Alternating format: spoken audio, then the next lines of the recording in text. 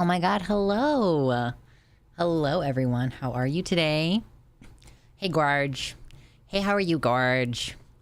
I don't, I'm always referencing Natalie Wynn when I do that, but I think even she is referencing someone else. It's Gigi Gorgeous, isn't it? I've never watched Gigi Gorgeous. Anyway. Hello to the folks in the YouTube chat. There's a few people hanging out over there today. There's Beth. We got Zuki Tanuki, celebrity guest. Hello. Hello, stranger. Gremlin Lord, hello. And Captain Cougar, what's up? Hello. Ooh. Not every day that people call me daddy. I'm okay with that. I'm okay with being daddy. And what's up, Rudy Dog? And hello, of course, to the people over on the website chat. This is not the most winningest title for a stream, but you know, we're worried. Or sorry, we're working on it, not worried. Jamie got married and realized wedding fraudage. Wait, what? Okay, so fraudage is a very specific thing. Today you can be daddy. Oh, okay, just today. Only today. All right, I'll take it. I'll take it. Anyway, Jamie got married and there's wedding footage. Jamie who, though? Jamie whom? There's multiple Jamies. Anyway, what's up? See Sakara and Nuvenol, we got Mersh, hello. There's Willow, hello. We got Junebug, there's Mama Mephistopheles. Oh yeah, I was gonna grab the Seraphim on my way over here. Yeah, limited time opportunity.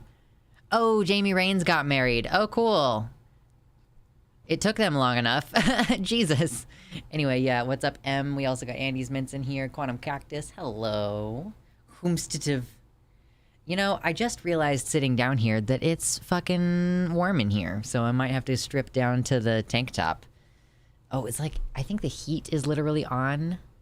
Is the heat literally on right now? That might be part of why. If my birthday is before yours, does that mean I'm technically older? Were you born? What year were you born? That's the real question.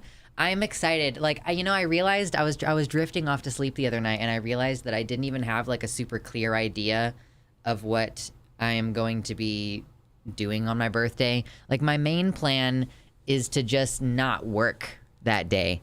And like, I have, other responsibilities and shit that I normally have on Monday.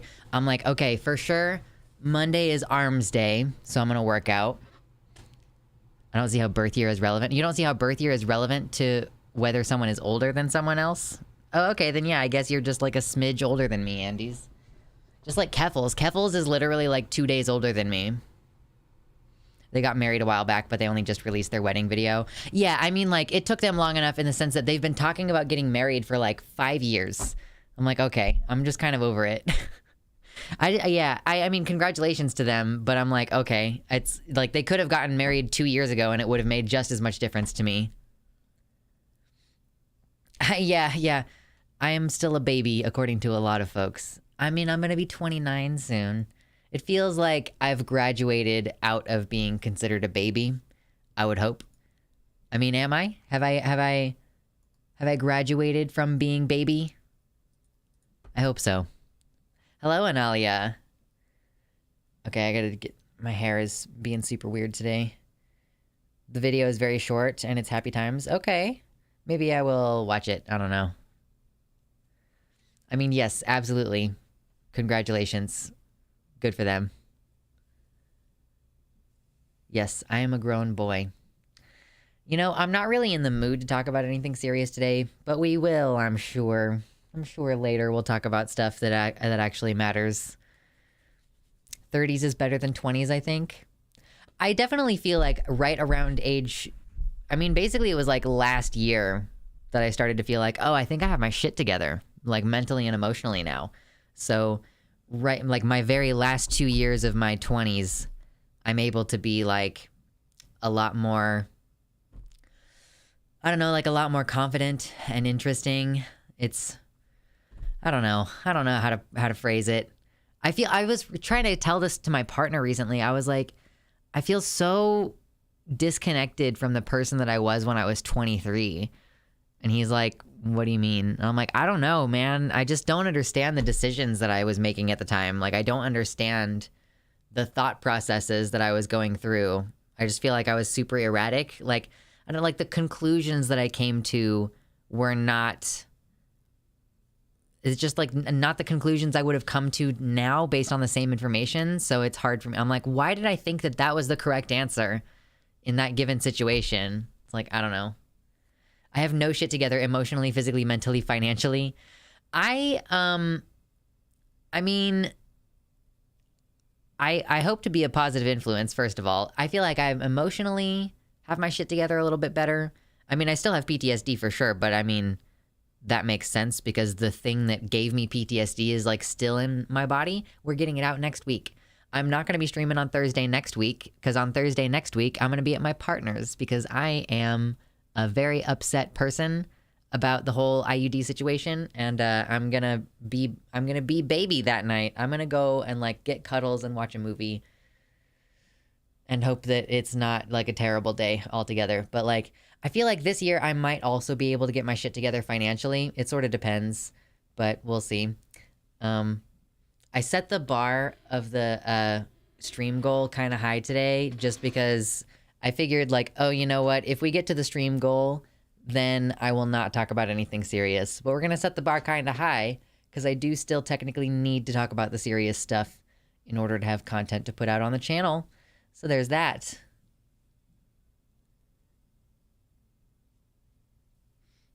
I was considered young. Wait. Are you saying I was considered too young for a 33-year-old? I don't understand that sentence, Sizikara. Hello, Morningstar System. I came out at 23. It was the year of the egg. 24 was the year of the baby trans. Currently, I am toddler trans. I'm so far out on being trans. Like, I mean, I've known since I was a teenager, and now I'm almost 30, and like, yeah.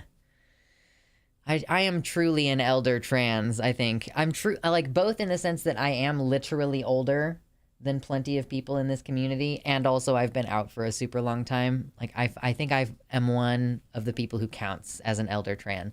If you're 56 years old and you've only been out as trans for 2 years, you are not an elder trans. That is my personal opinion. Once you are, like, if you're like 56 years old and you've been out for 5 years, then yes, you're an elder trans.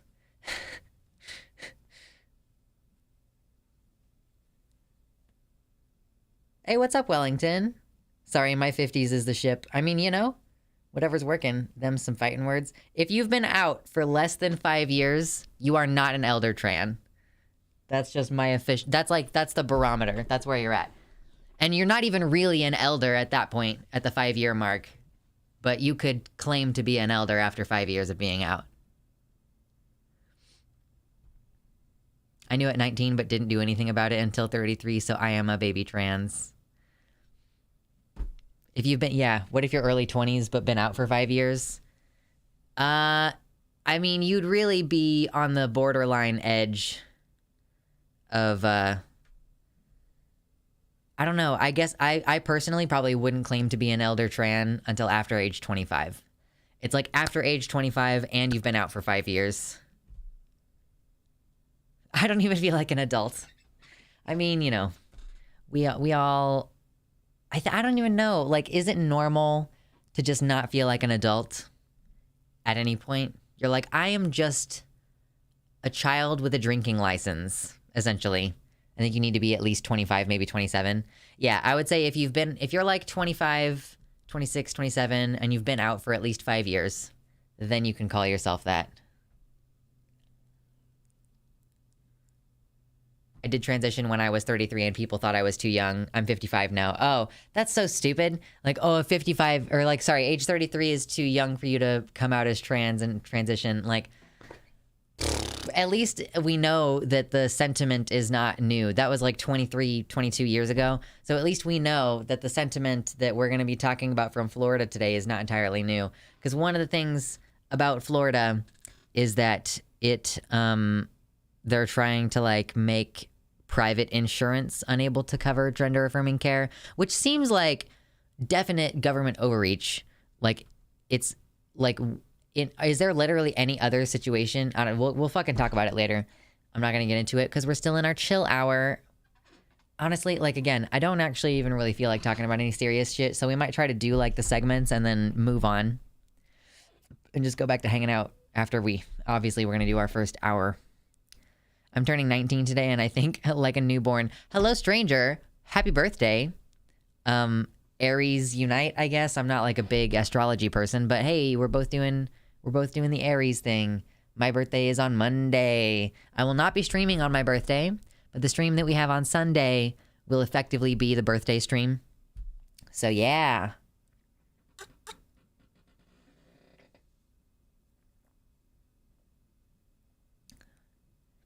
I mean, I'm of the personal opinion, Mersh, that like even just having a hormone imbalance is an intersex condition, but that's just, I mean, I don't know. I guess technically, like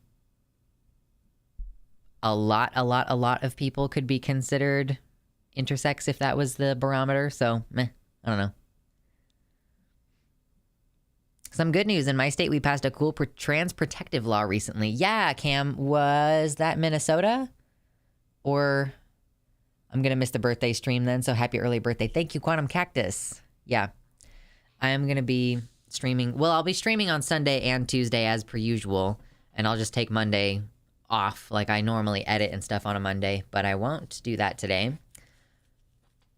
PCOS qualifies me. Right, Captain Cougar. I suspect that I have PCOS, but I've never been diagnosed. I just have very irregular and quite painful periods, so I just kind of have been operating under the assumption that I do.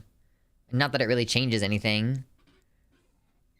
It's like, I don't know, basic like birth control and stuff all works the same. I'm not like trying to get pregnant, so there's no like infertility, I have an infertility problem kind of like qualms in my life. But yes, Sunday is the official birthday stream. I have some sunglasses with birthday stuff that I'm gonna wear. And generally it will be quite a silly time.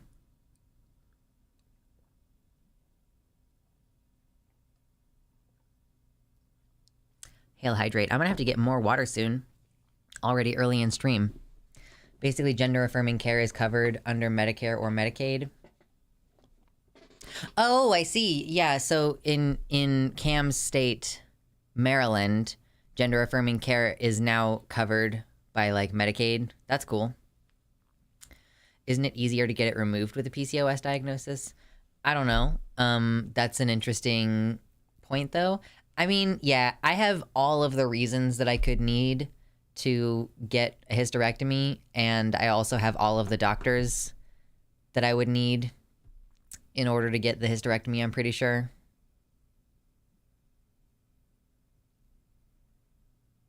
Nationwide Medicaid law says that gender-affirming care is covered.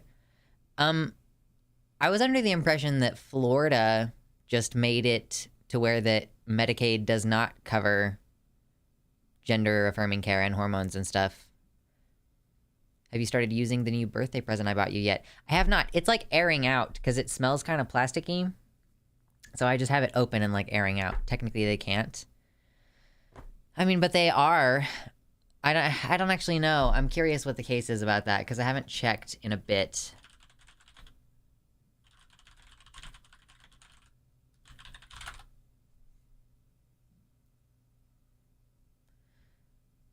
So a federal judge in October upheld Florida's Medicaid ban on gender-affirming care. Florida is one of at least 10 states in the country that blocks Medicaid coverage of gender-affirming care, including behavioral therapy, hormone-blocking medication, and surgery. So there are 4 states, at least, in the country where Medicaid does not cover this care. And federal judge upheld it, so kind of unfortunate. I wonder if people in Pecos, Texas have a higher incidence of PCOS. All the ingredients are there. For, like, reproductive harm, are there, like, chemicals? There was a study done in Japan that found that something like half of FTM patients were diagnosed with PCOS before starting T. I mean, I think that just kind of goes to show that, I mean, I'm personally of the opinion you could argue that being trans is in itself like an intersex condition because the brain is an organ of your body and your brain informs your sex. It like interacts with your sex. Like your sex identification is certainly part of the whole body experience, right? So, I mean, it's basically like if your body function is diminished by being full of the wrong hormones, then, I mean, it seems like a biological problem at that point, you know?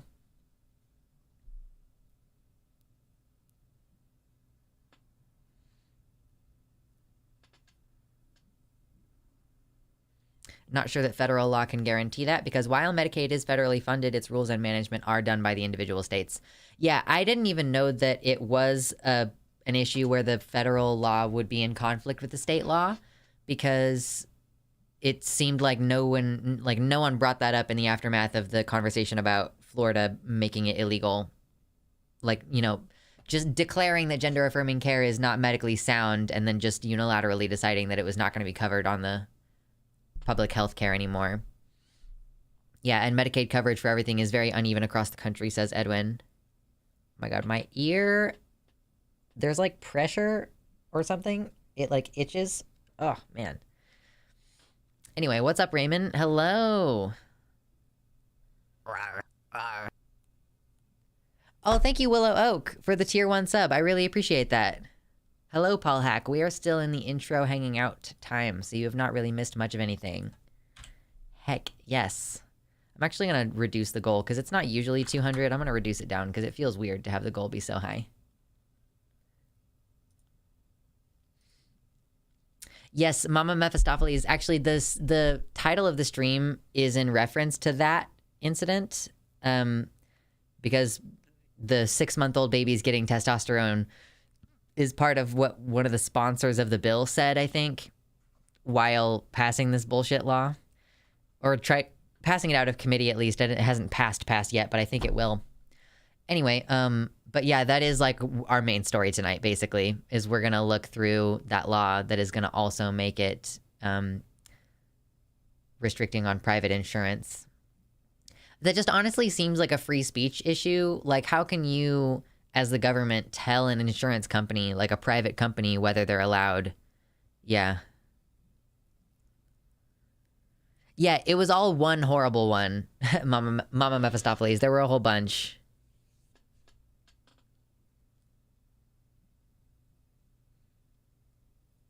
What are we even doing as a country if we aren't making our 6-year-olds buff and aggressive as heck? True. I feel like it's too soon to see, like, a difference from going to the gym yet, but, like, I feel a difference, so that's fine. Right, I thought companies were people. I thought that companies, like, had free speech. Apparently not. Whatever. Anyway. Jeez Louise. Yeah, I'm gonna make sure my notes are actually organized here. Oh, there's another one. Ooh, Analia with the tier 1 sub. Thank you. Gotta get them buff babies. Yeah, 6-month-olds. We want those babies flexing. Heck yes. I appreciate y'all. Happy birthday to me. Is that Johnny Bravo? Right. Hello, Shade. Companies are like marriages. Do not ship them. Okay, I was getting my notes open. Not that I'm ready to transition into talking about serious stuff yet, but I just need to get my links together and make sure they're all in one place. What is today? 24? 23. Cool. What if it's a ship company? Yeah, what if it's a shipping ships? Shipping ships. Yeah, a shipping ships. Throw down. What's with these babies on testosterone? Yeah, we're still in like our first hour of hanging out right now, Margaret, but that's like our main story today. It's a lot of really stupid testimony from Republicans about a bill that they're trying to pass in Florida. So we'll get there. Are you all familiar with the shipping ships? Yes, not too late for segments. Yeah, y'all, on Thursday, we start at 5 p.m. Central Time. So right now it's like not even 5:30 yet. And for that first hour, we usually chill. Yes, I'm a shameless censor. Yeah. I actually have it. It's over here.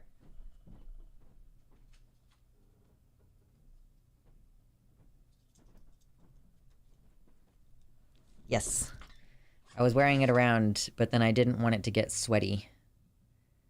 So I did not wear it to the gym. Okay, and then my left hand goes there. Okay, cool. Yes. Wait, did I get it twisted? No. Okay, good. Yes, there it is. Yeah, the seraphim. Buffalo. Yeah, I can't say the buffalo thing over because I don't actually know what the words are. Like I can say a ship shipping ships with the right cadence because I know how the words work. Yeah, so it's a shipping ships. You see? Protection from the evil eye. Is this protection from the evil eye or is it a projection of the evil eye? I don't know. It's a seraphim. I realized that I have a vague idea of what a seraphim is. But I have never actually looked it up. Yeah, they're celestial beings. From ancient Judaism. Okay, cool. Yes.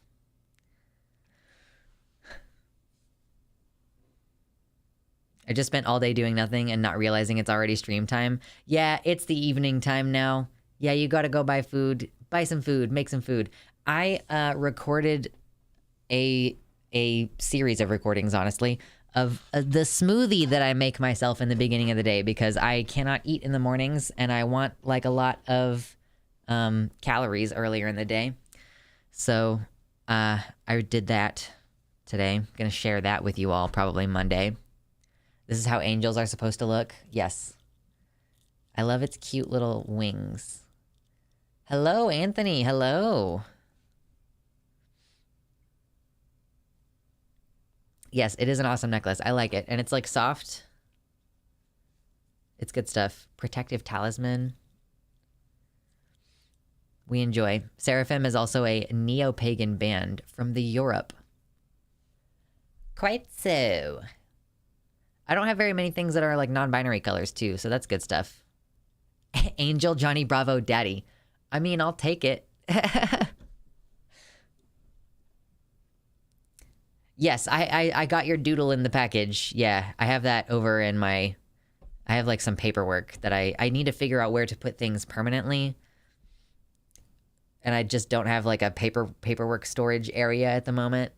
So I gotta figure that out at some point. I will feel much better. Here's the ADHD thing, is you take forever doing the thing you need to do. Like, you know that your bathroom counter is cluttered, and you want to do something about it, and then you don't end up doing something about it for like a couple months, and then eventually you do it, and then you just immediately feel better. You're just immediately like, oh, this is way better. It's so much gooder now. Hello, Peanut Butter Blondie. If you're gonna be our Johnny Bravo, can I get a whoa mama? I mean, I don't know if I can really do deep voice like that today, but we'll try.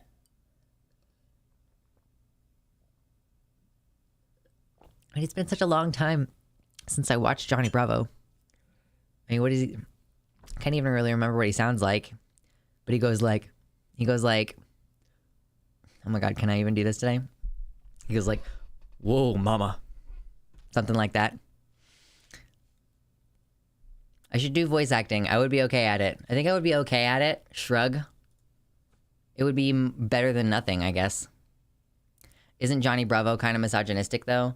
Probably. It was a TV show from the 90s. It's like, was it transphobic? Probably. Doom piles, doom boxes. I hate the existence of doom boxes. I really don't let them last for very long, if possible. I really try. I try. June, hello. June Game Art in the YouTube chat. Loved your take on Abby and trans anarchism, by the way. Not that I want to restart the debate. Yeah, I actually, when I logged into the website chat earlier today, which for those of you hanging out on YouTube, if you didn't know, This chat over here is not Twitch. This is my website. If you click the top link in the description, you'll be able to come over here to my website. We have custom emojis. You can support me directly financially because YouTube takes like 30% of your money when you try to send some to me. So, but yes, I saw someone from the end of last stream commented right at the end when I was leaving that they were like disagreeing with me about the whole Abigail thing. And I'm like, you fucking just didn't listen to anything I said. You just don't understand what I was saying. Johnny's just a big old mama's boy. He's much less of a problem than Ren and Stimpy. I loved that little like orange VHS Ren and Stimpy. Given how he's always getting shit on for his behavior in anything I saw, I think Johnny Bravo is supposed to be a misogynist, just utterly dunked on all the time. That's fair. Usually Johnny Bravo is a negative example. What happened with Abigail? Oh, Amy, did you... Oh, I guess maybe if you're not on Twitter, you may have not seen.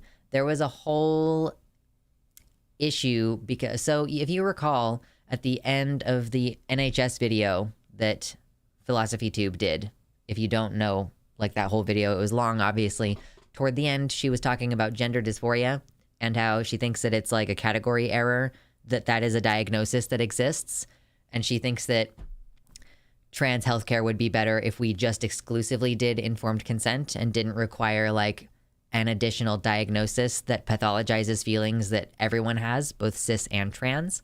Like if a cis woman can get T blockers because she has PCOS and she's growing a mustache and she doesn't like that, if she can go to her regular doctor and get that medical care without needing additional psychological screening and a gender dysphoria diagnosis, then it also is wrong for trans people to have to go through that like additional burden, like the burden of proof of the gender dysphoria diagnosis. And then Abigail tweeted kind of in a much more brief way after having done like a very clear, well thought out video, including the subject and like going over it in detail. She basically, in her rhetoric, is now saying that gender dysphoria is fake because it was a diagnosis that was created by cis people who had no idea what they were talking about. And people are taking that very personally and going, oh, she's saying that gender dysphoria, the feelings that I have, are not real. And she's trying to clarify, like, no, I think that your feelings of sadness and the disconnect between what you wish you had and what you don't have, like that is real. Like this experience is real, but the construct of gender dysphoria is fundamentally flawed and poorly executed in its application. And people just continued to double down on like, she's invalidating our feelings, and people were really like awful and misgendering her and saying like, well, if he didn't transition because he doesn't have gender dysphoria, then I can call him a transgender and use whatever pronouns I want. Like people were really nasty about it as well. And I think that she was correct. Just my personal opinion. The Eye of Sauron gives the evil purple vibes filled with testosterone and scent of tequila. Goes well with the outfit. This is like, it's just like a tank top. It's really comfy. IDK, I feel like it's a waste of time to focus on it instead of all the laws being passed. Well, okay, so think about this in context, y'all. Abigail is a British trans woman. In her country, there aren't all of these laws being passed restricting like children's care. Instead, what's happening is the public medical system is discriminating against them and like forcing them to wait a really long time. And then when you do get your gender clinic appointment, you have to talk about really disgustingly invasive topics like what you think about when you masturbate or what you wear when you masturbate in order to prove to a cisgender person's ideal of what being trans is that you have qualitatively the like official constructed diagnosis of gender dysphoria. So like for someone in the UK, like they don't have as much of this risk of interpersonal violence. Like there aren't high rates of trans murder in the way that there are in the United States. There is some trans murder, but not as much. And like we have the ability, because of our private healthcare system, to go for informed consent clinics that don't require us to really go in depth on, I mean, like, I got informed consent care every time I tried to get hormones. Every time I have tried to get hormones, I have another prescription now. Like, because I chose to go to those clinics, and they still had to diagnose me with gender dysphoria, but they mostly just had to legally make sure I understood the changes that I was going to be going through, and didn't ask me, how you have sex, or what kind of partners I had, or like, did I think about it when I was a little kid? There wasn't this idea that I needed to suck up to the cis person and convince them that I'm really genuinely trans, like, that's the good thing about the informed consent model. So yeah, I mean, it was just a really frustrating discourse, because I think it's very obvious what Abigail meant. And I think that she was being as clear as she could be in the 280 characters. She multiple times validated the feelings that people have about their gender. Like the feelings that we categorize under the very broad and fairly inconsistent idea of gender dysphoria that we have. Like, those feelings are not fake. They just are constructed into and shoehorned into a concept that doesn't always fit every person. And we've already decided, as a community for the most part, that you shouldn't need dysphoria in order to identify as trans, and you shouldn't necessarily need dysphoria in order to access medical care. So, why would you want this extra step in the process? The priorities are just a little bit different in her country. Yeah, the British are killing trans people with bureaucracy, focused around this whole concept of gender dysphoria and needing a diagnosis from a gender specialist, quote unquote. Like, that's their main problem over there.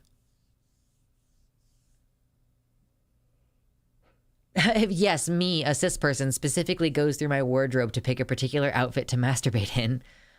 And you know what? Everybody's got their kinks. Your kink might not be my kink, but your kink is okay. It's just a little bit. It's a little bit. No. Okay. I was like, is it off center? I can't really tell. The kinds of questions asked of trans people in England look to me like they have roots in the autogynephilia ideology, which makes what people are saying to her even more disgusting. Yeah, the fact that people are calling her AGP, it's pretty disgusting. Yeah, you can be cis, but keep it in the bedroom. I don't want to see it. What's up, Zed? Hello.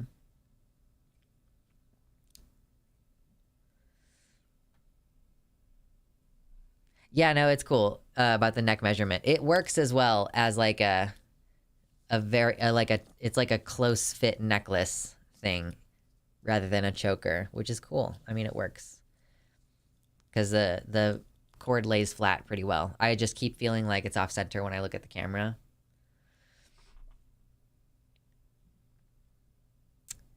Good grief. I do need more water. Okay, I'm gonna be a thirsty bitch this stream, apparently.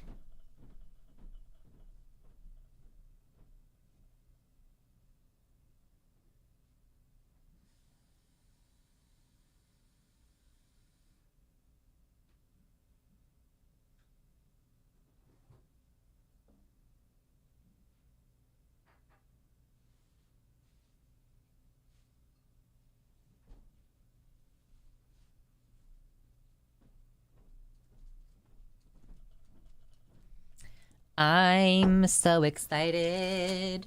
It was pretty much a choker on me. I gotta eat less. I'm working on eating more. I've got like the smoothies that I'm trying to eat, and eat an appropriate amount for you. Live your life. Don't judge yourself by neck measurements. I mean, it's, if you personally feel like you want to lose weight, then, I mean, absolutely go for it. Is there anything fun that we can talk about before we talk about serious stuff? Or, is there anything fun that we could react to today? I don't really know. Maybe I should go to Reddit and see if there's anything wholesome on Reddit. I don't know. I definitely need to figure out a way to build in positive stream segments. Because I'm having that issue where I'm like, I don't really feel like I have, like, a good time. Do we have to get serious? I mean, I have serious stuff on the list. And I do need segments for the channel. I was kind of thinking, like, maybe if we got to the stream goal today, then I would not do serious topics. Because I thought that was funny the other day. When I arbitrarily was like, well, maybe I won't do serious topics if we get to the stream goal. And then we absolutely blew it out. That was very funny to me.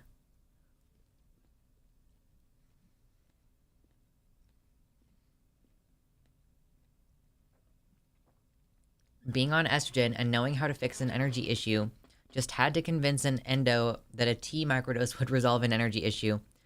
Then he thought I was wrong. I mean, of course, they always think that they're the experts. Endocrinologists who don't study trans care just think that they know what they're doing. I would like to only briefly get serious. I mean, that's kind of what I would like as well. But I also need positive things to talk about. Otherwise, I mean, I guess we can just shoot the shit. That's always fun.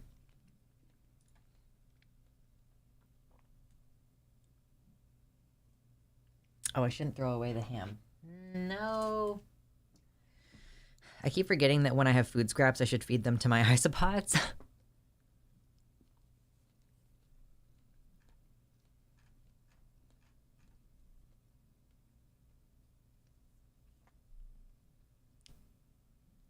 Okay, there's a Twitter thread of a TERF completely missing a very basic point. Right. So Katie Montgomery tweeted, or she quote tweeted someone saying, cracks me up how much they say they're such a tiny marginalized minority, yet have been in women's spaces our entire lives without us ever noticing. Yeah, I saw this tweet from Venice, and it's like, okay, well, you're just proving the point that it doesn't hurt anyone for trans women to use that bathroom. There are NB color plush dragons at Etsy. Really cute. I ordered one. That's adorable. I would love to have a cute little plush dragon. I don't have one. I have Stitch. Where did Stitch go? I think I took Stitch back to my bedroom. And then someone said, women didn't notice? Don't confuse silence with acceptance. That silence is more often generated by fear and discomfort.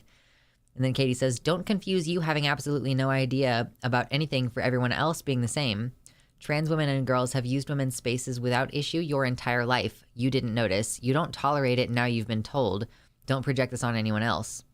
And then he says, trans women for years went about their lives with dignity, seeking to blend in and live their very best lives unobtrusively. She listed and then he lists a bunch of names of people who aren't even necessarily trans women. Like Jeffrey Marsh is not a trans woman. A bunch of people ruined that, and that is the problem that needs sorting. Someone replies, is this you, Mephistopheles? Cis men for years went about their lives with dignity, seeking to blend in and live their very best lives unobtrusively. Adolf Hitler, Jeffrey Epstein, Osama bin Laden, Leopold II of Belgium, and Donald Trump ruined that, and that is the problem that needs sorting. And then he says, tell me what rights I need to give up. Go on, tell me. Probably the ability to go out in public. I mean, you're a cis man. You might decide to do a genocide or war crimes or rape. There's no way to tell whether you're one of the good ones or another Hitler. We need to balance your rights with those of everyone else for our safety. And then he says, I can't go out in public because I might be Hitler. Seriously, is that your argument? Batshit crazy. Oh, damn. So you're saying that you don't like when your entire demographic is being judged by the actions of a few evil people? Just like, wow, have you realized my point yet? It's not okay to judge an entire demographic for the actions of a few. Are you too dull to see the point? Yeah, he's too much of a fucking idiot to see the point. It's ridiculous.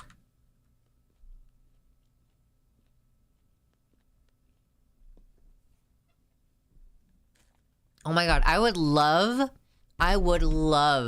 to have some platform shoes or just like really intense heels. I used to, when I was a teenager, I had a pair of combat boots that had heels that were like 2 or 3 inches, but they got left in a moldy basement and I was really bummed out about it and it sucked, but you know, it is what it is. But if, I cannot justify, like I don't even go outside very much. I can't justify purchasing like $80 or more than $100 fucking boots, you know? I'm trying not to buy myself like shit that I don't need. It's like, I guess I could technically write it off as a Fansly purchase, but man, I would love to get some really sexy platform combat boots. That would be amazing.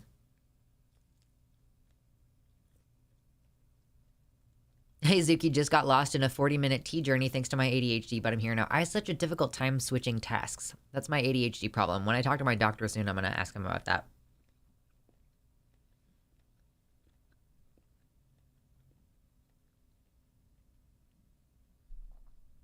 Well, yeah, Margaret. The experience of, like, the feelings that we call dysphoria are unique, right? I mean, because it could be worth asking the question. I put the dragon... Yeah, but I'm not going to buy the dragon, Anthony. I appreciate it. I mean, I'm just not going to buy one. I don't really need a stuffed animal, you know? I might buy more pillows for my bed, but I don't need a stuffed animal.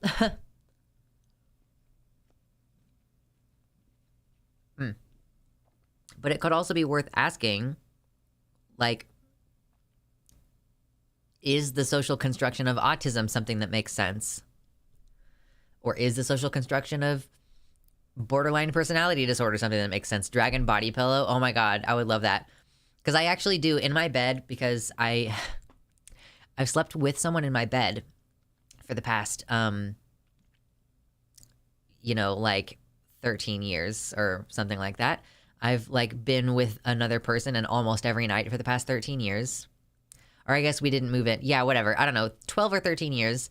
I've been sleeping with another person in my bed the entire time. And now that that's not happening, I have, like, pillows that I snug on either side of me. And then I also, like, I cuddle. I cuddle with the pillows. I'm like, this is good. But then also there's a pillow, like, on my back, kind of providing, like, that stability. So, you know... That's how you deal with sleeping alone after 13 years. The social construction of ADHD doesn't make sense. It's based on how we bother other people and not how it affects us. Yeah. It's, I do wish that it was a little bit more catered to the understanding of what it's like to actually exist as an ADHD person. Oh, thank you, Anthony. I have Care Bears. I just think that stuffed animals are a little bit too firm to have close to me on the bed at night. Pillows are... Like, pillows don't put undue pressure on my body. But, I don't know. Oh, it's a tiny little keychain. I see. Thank you. Okay, listen. Mama Mephistopheles is really really hitting it today. Some disorders are really only disorders within our society as it's currently structured. For example, ADHD would not really be an impediment in a hunter-gatherer society. I do truly believe on some level that ADHD is like how human brains are quote-unquote supposed to work. Hello, Baphomet. Because, like, I think that it would be highly beneficial in a hunter-gatherer society. That's just me. If you can find those giant Care Bears from 2004, I would recommend it. I use a big one I had as a pillow.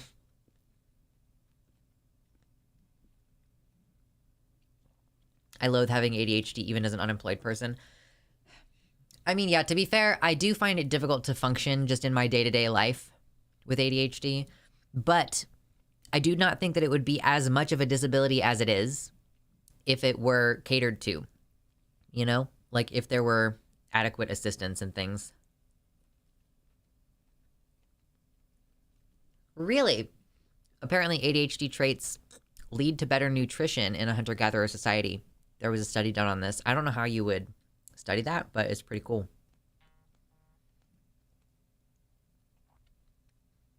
I'm just getting some protein. I need a little protein snack. I don't think we have any stores called Roses in the area, but I'll look into it. I have a giant bunny peep body pillow. So it's like a mushroom, or sorry, not a mushroom, like a marshmallow. It's supposed to be like a peep marshmallow.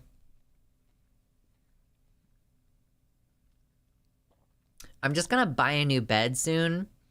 And, I mean, when my credit's good enough, in probably a couple months, actually. I'm gonna buy a new bed, and then I am going to probably buy some new pillows at the same time. So then I'll have, like, 5 pillows. Right now I have 3.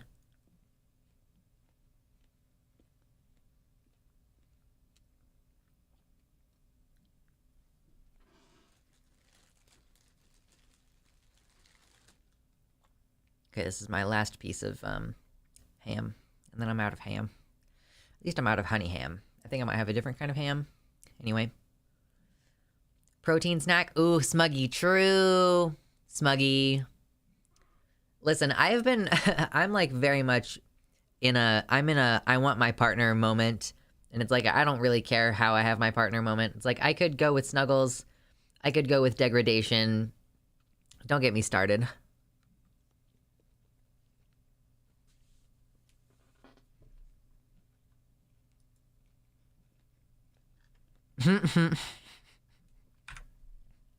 Oh, geez. Honestly, I mean, if my partner got me a sign, got me a card that said "You're a hole," I can't say that I wouldn't be into it. I can't say that I wouldn't be into it. Imagine seeing that in the wild. Yeah, that's crazy.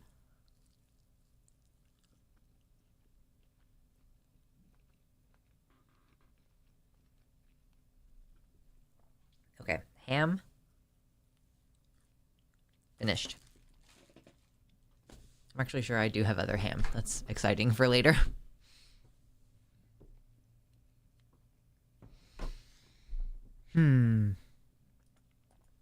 Okay. My notes. My notes. Such a frustrating moment when I don't want to talk about serious stuff. ADHD can be good, at least for me, to sort papers and stuff, and then I realized I don't have enough folders for all the medical stuff, and then when I try to remember what's needed, I lose it or forget it later. I mean, yeah, I'm not going to say that ADHD doesn't present problems even when I'm trying to do stuff that I want to do. Like, in the morning, usually what happens is I try to edit in the morning, and then sometimes I have, like, other shit to do between, like, 11 and 1, and then I'll start going out on errands, or I'll go to the gym or whatever at, like, 3 in the afternoon, and then I'll get back, but it takes me a really long time. So, like, the reason why I end up not going to the gym until 3 in the afternoon is that I have such a difficult time switching tasks. Like, I start out, you know, working on tutoring stuff for my siblings, or working on editing, or Photoshop, or doing dishes, and I just have such a difficult time, when I'm ready to leave to go to the gym, like, getting myself motivated to do it. It's just, it's obnoxious, really. Actually, it's pretty irritating. Oh my god, so many burps. I prefer plants and animals to humans. Why things gotta get smuggy when my internet decides I need to be a minute behind the stream for no reason? It's not too smuggy. We're not going any too crazy yet today. I prefer the afternoon. Well, I try to go to the gym at the time of the day that it is the least busy. That's really the only driving factor behind when I go to the gym, is because it's a little bit less busy, like after lunch. Which I guess is part of the reason why it's a benefit, I suppose, to me, that I can't eat solid food in the morning, because I just drink like a smoothie and then I go to the gym, and then I don't feel like full and gross.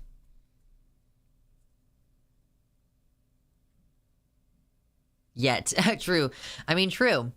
Yes, how can you know if the smuggy continues escalating while you're behind? We should build in smuggy segments somehow. But I don't want to necessarily have, like, a not safe for work section of the stream or something. I prefer my rolling carbon-spewing death machines to humans. Gotta love those cars, huh, Gypsy?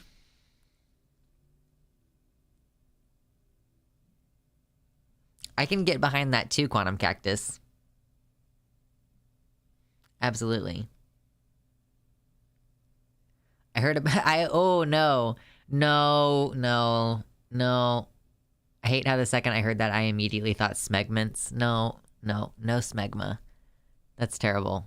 Might need a different platform for Smuggy Stream. True.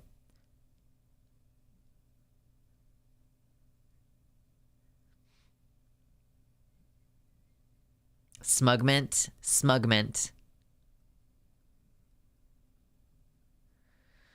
No.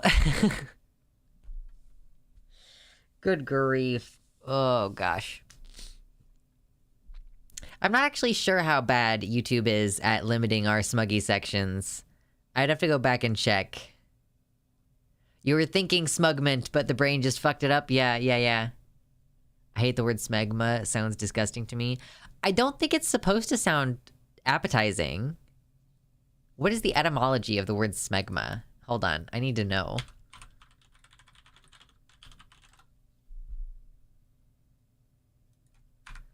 Smegma comes from the early 19th century via Latin from Greek smegma or soap, or from smekine, which means cleanse. So that's interesting. That it started as meaning like soap or cleanse, and then now it means something that like you really should clean up instead. Gross. Smones. Hot take. Words like smegma only sound gross because you know what they mean. Yeah, I mean, maybe. I'd be interested to look into some science behind that, if there was any, but I doubt there is, because it's kind of a weird thing to study. I've gotten lots of creepy DMs since posting nudes online, but the other day someone complimented my doctor for my circumcision, and it's definitely the worst DM I've ever gotten. Wow, that's so weird. I was actually just thinking about that the other day. I was like, I don't actually know that I can imagine how fucked up it is to, like, learn that you've been mutilated, and, like, how normal that is in our society. That, like, people are mutilated as children on a regular basis. Like, we're sitting here having a discussion about trans people and how we're supposedly advocating for mutilating children. But, like, there are some guys who really, really struggle to have an orgasm because so much of the sensitive nerve material on their penis has been removed in the circumcision. Like, and, like, the head of the penis is like kind of a mucous membrane, and it's supposed to be protected and kept somewhat moist a lot of the time, and instead it's just exposed to the air and constantly rubbing on the inside of the cloth and stuff of your underwear, and like it can reduce sensitivity over time. And I'm like, I actually don't know if I can imagine how fucked up that would be. Like that's just a normal thing that we do in society. Showing the ISOs could be called the segment. True. They're doing pretty good lately. Oh, I know, yeah, and the, like, how it affects trans girls, like, and then, like, the limitations that it puts on you in terms of your vaginoplasties and things, like, I've only seen incels worry about their circumcised peen. I mean, my partner is definitely not an incel, and it was definitely, like, a thing that we talked about some number of years ago, like, at a certain point, I guess there's no reason to be mad about it still, and you just kind of have to move on and accept that that's what your life is like. But, I mean, and I knew someone else who was, I mean, like, was pretty inexperienced sexually when we were having these discussions, but, like, basically was just talking about, like, how difficult it is to masturbate because of the lack of sensitivity, you know?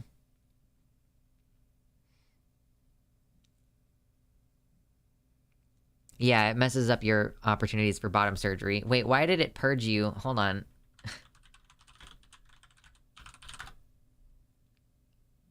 Oh, did it not do the command? Okay, cool.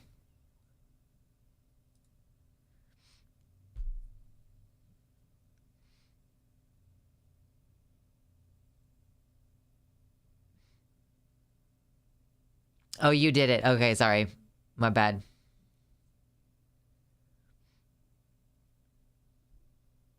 I remember seeing home remedies on 4chan to try to grow your foreskin back. I was looking into this a long time ago, and like some people think that if you like tug on the skin around the head of the penis, you might be able to encourage it to grow back.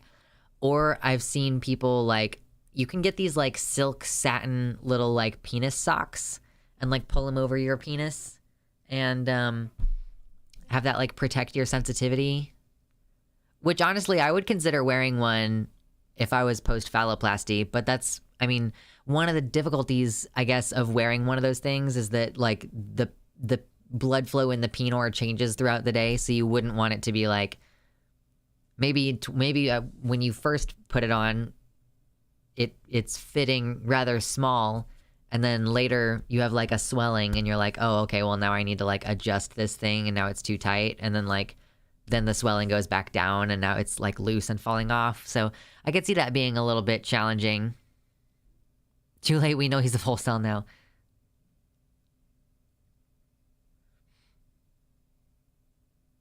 Closest I've seen to the return of foreskin is being on E and the head returning deeper into the folds. I'm assuming that that's like because of it's like smaller on the inside, like, and so the skin is getting looser around it. Like, that's my guess as to how that works. Totally not sure though. I am not a trans femme like that. Meanwhile, I am so hypersensitive that I struggle to masturbate. Interestingly, like, okay, so TMI hour. I used to be like pretty hypersensitive before I started T. Like, I was not a person who liked to have my junk touched directly because it was so small and like so hyper concentrated on such a small area. And then after going on T and then like my glands got bigger, now I can actually touch it directly. Like, I used to not be able to touch it. Yeah, it's just smaller and squishes further. Meanwhile, my ex was uncircumcised and her foreskin hung off the end like a bottom's oversized sleeves. Chinese finger trap for the pebis. True. Oh, what is this image that we're looking at? Oh my god, yeah, I saw this earlier. The gay dating app Grindr says that if Florida doesn't stop passing homophobic and transphobic laws, they will reveal every Republican legislator and party official who secretly uses the app. I saw that, but I didn't know that it was, like... I didn't know that it was true, so I didn't want to put it on the docket to talk about today. I just wasn't sure. I figured not a real story. Trans femmes are turtles, true. And like, the one thing that kind of irritates me about circumcision is that, like, I also am personally of the opinion that it hurts intimacy between couples. Like, if sex doesn't feel the way it's supposed to because part of your penis got cut off, then like, I'm certain that that impacts like your marriage. Or like, so, you know, I saw some guys talking about how like, they're like, it's so insensitive that I have to be rough with it while I'm masturbating. And so because I'm rough with it while I'm masturbating, then it kind of gets like calloused or like accustomed to rough treatment. And then when you try to like actually have sex, it's like too smooth to really be very stimulating. And so it can like directly hurt your intimacy in that way. Yeah, we're still chilling so far. We do have segments today. I just haven't like actually started on anything. We're still about an hour. We only just got to that hour mark. Can confirm. I feel so bad. Like, it sucks.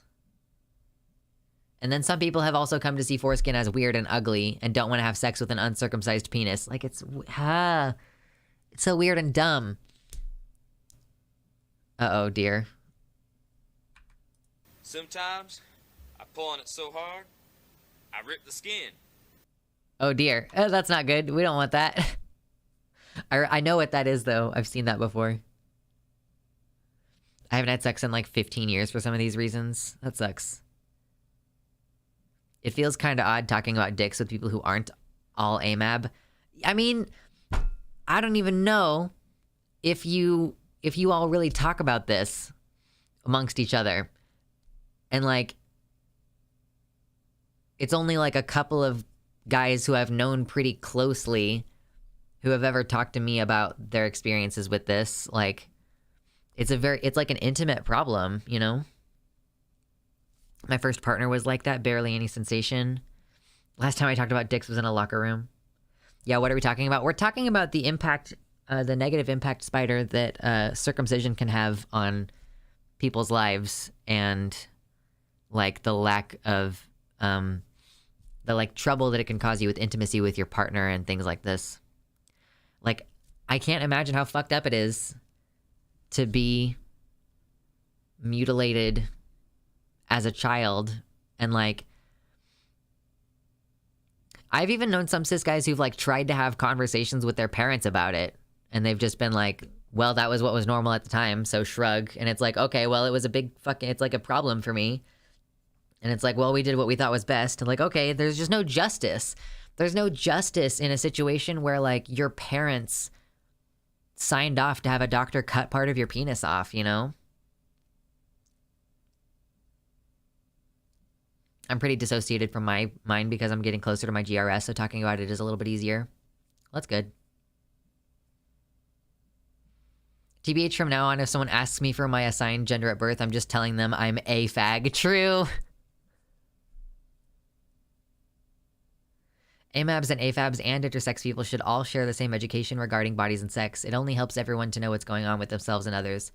Right, and we do have plenty of trans women in here, and like, and cis men and stuff, who like maybe don't know that these are conversations that can be had normally in mixed company. It's like, you know, it probably used to be weird at a certain point for me to talk about periods among people who weren't assigned female at birth, but and it's like still kind of weird sometimes, because I realize that there are new people who come to the channel all the time who don't necessarily know that like what my assigned sex is.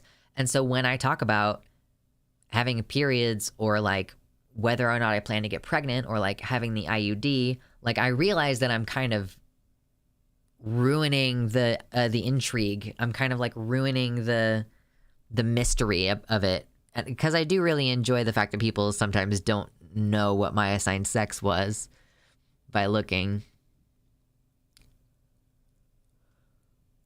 Ooh.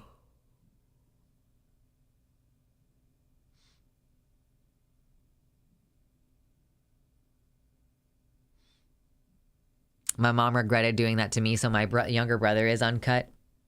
As I mean, you know, it sucks that it happened to you and not to your brother, I guess, but like it's good to stop the cycle at some point, you know.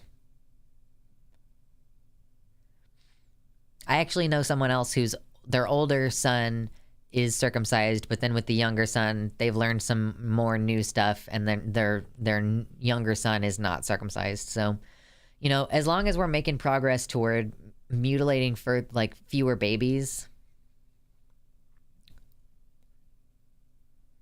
My polycule has seen me naked, could not tell my age, AB.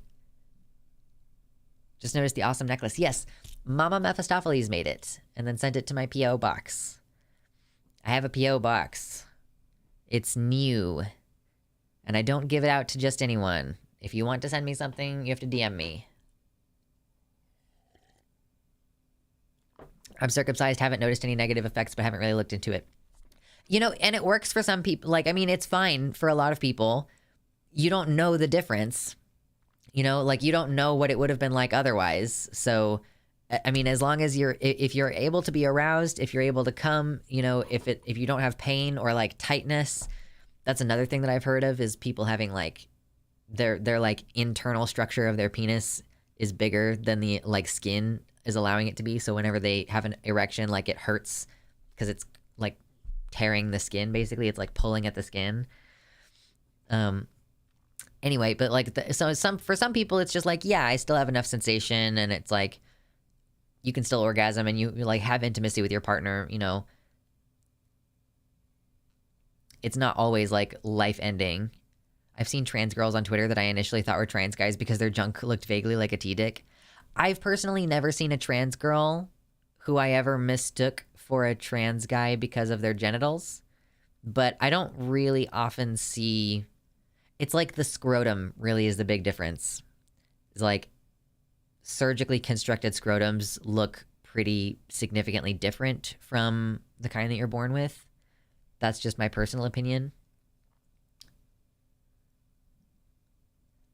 Antidepressant, HRT, circumcised, and ADHD. It's either get educated or never orgasm again. Gotta work on it.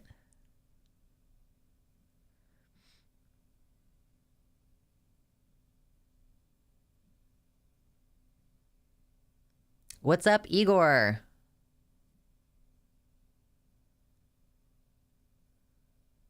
That's the thing, her dick was kind of recessed, and then the scrotum wasn't in the shot. Okay, I mean, that makes sense. Looked eerily like a really big clit. I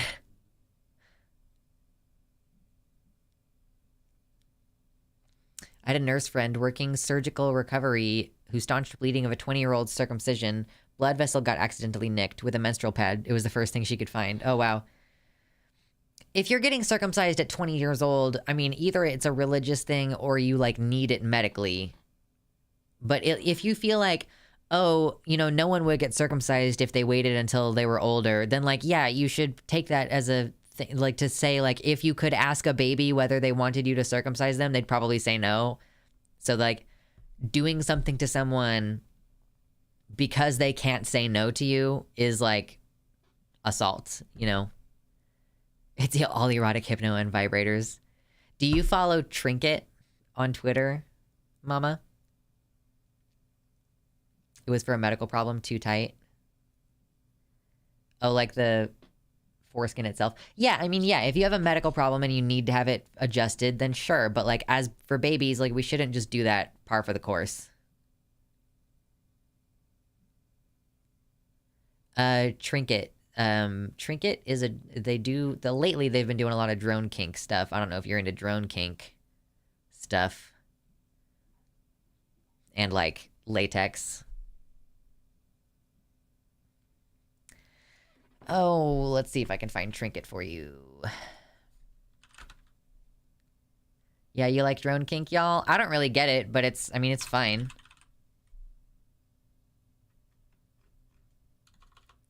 What is their username? How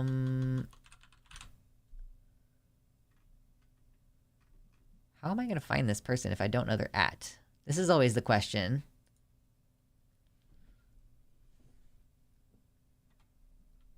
I've got way too many friends that are into drone kink.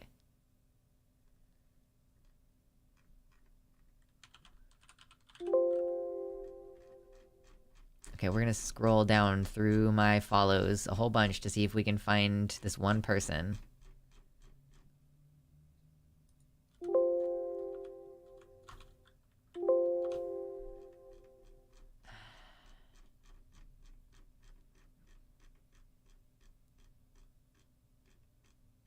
I forget that the super kinky Discord I'm on is mostly people who are active on Twitter. Never heard of drone kink, but I'm adventurous. Wait, how do you have a kink for RC planes and helicopters? Wait, what are you talking about? No, drone, like, I'll explain if I can find her, Where is it? For serious, dude. Okay, is that... Okay, we're at the end of the list here. Dick Discord? True.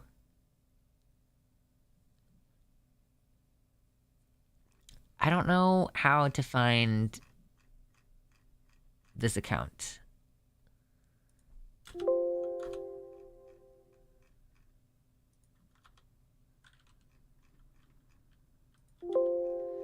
I really don't like how Twitter doesn't really seem to work very well with the, like, search page, like, find function within Google Chrome. Like, it does not seem like, Twitter ever... Oh, I found!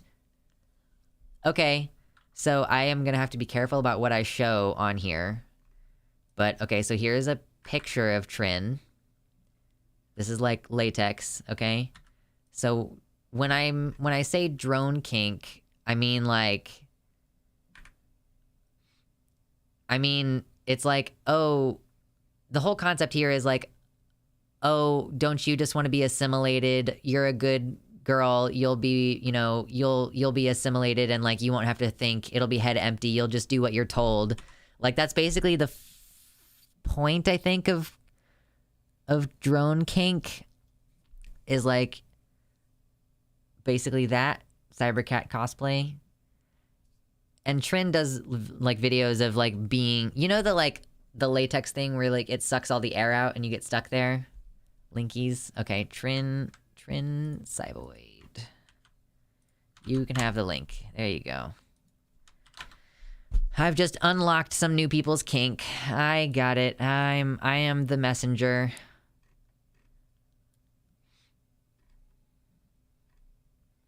Also, Trin is a puppy, so that's like part of it too.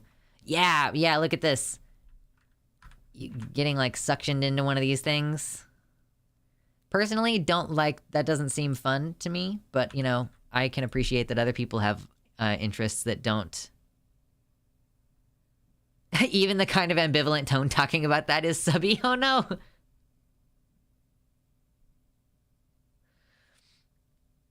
Like the fact that I am not interested in this is in itself.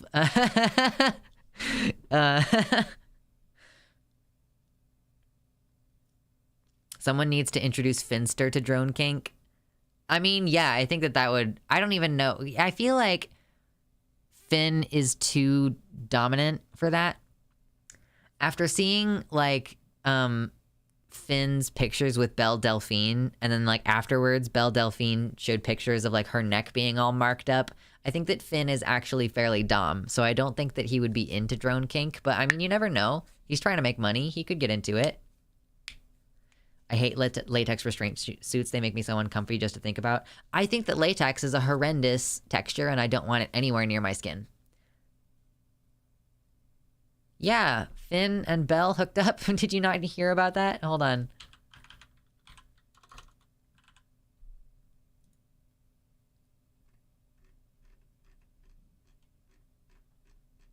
Okay. Yeah. So they hooked up and did like OnlyFans content together, you know?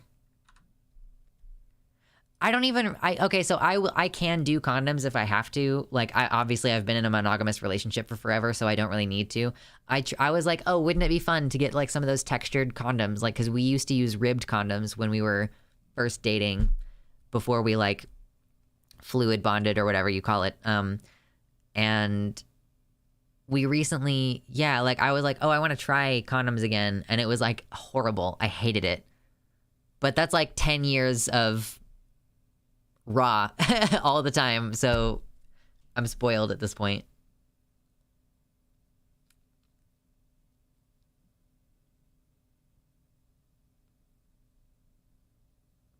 What sucks about drone kink is it's boring to be a dom. Really? This is a fantastic stream, but terrible to be trying to watch at work. Yeah, sorry. Yeah, this is a smuggy stream. We're doing smuggy time. I'll get around to the news at some point, y'all. I don't really like talking about the news. Condoms are sexy because personal accountability is hot AF. I mean, yeah, if I was dating and... like, I mean, yes, like the willingness to wear a condom and like be cool and like positive about it is something that would make or break like a partner for me, you know? It literally just doesn't feel as good though. Like, if we're being honest, after 10 years of not needing to use condoms, like if my partner and I break up, that is going to be one of the things that is going to suck about it, is that I will have to figure out how to date people and condoms are going to have to be part of it. And I'm like, God damn it. I don't even know. I might give up completely on finding a partner if my partner and I break up. Like, I don't know if I'll ever try to date again, truly, because with COVID and everything else, like, I don't know. I might just be like, well, sucks to be me. Like, I don't know if I'll... Condoms suck, but knocking up a chick is infinitely worse, truly. My BF and I both know we don't have HIV, but we still use them just because of general anxiety. I mean, it can still be good to use them for anal in general, because, like, you can get infections and stuff. You know, fecal matter in contact with your urinary tract can result in UTIs and things. The bit in Superbad where McLovin has condoms and lube despite his friends making fun of him for it is unironically based.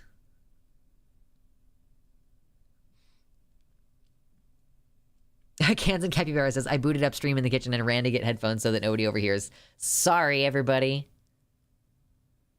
My spouse has major anxiety about pregnancy, so we still use condoms. Yeah, I'm not even entirely sure that I am fertile anyway. But man, I've been thinking about the hysterectomy thing again. Like, it sucks. I'm gonna get my IUD taken out next week. And I'm planning on just going back on the pill. Like, I have the pills. But the thing is that increases your propensity for blood clots. And so does COVID increase your propensity for blood clots. And I would rather not, like, that was part of why I wanted to be on the IUD in the first place, is to avoid being on medicine that would increase my risk for a blood clot. So I'm like, oh God, am I going to have to figure out how to get a hysterectomy in the next year or two? Like, I don't know. I'm thinking about it pretty heavily, though. Yeah, my BF and I use condoms so I don't get boy preggers. Yeah, while I'm getting my IUD taken out, I'll just be like, yeah, go ahead and take out the uterus while you're at it.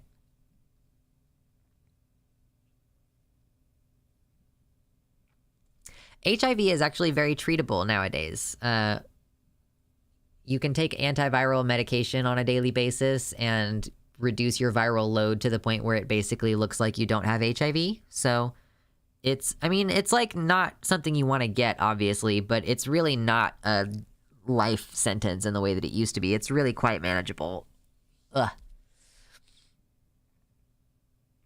Yeah, exactly. You'd have to then visit the OBGYN and get a boy-bortion. Do you think there's a history of hysterectomies? Are you just being funny with the words?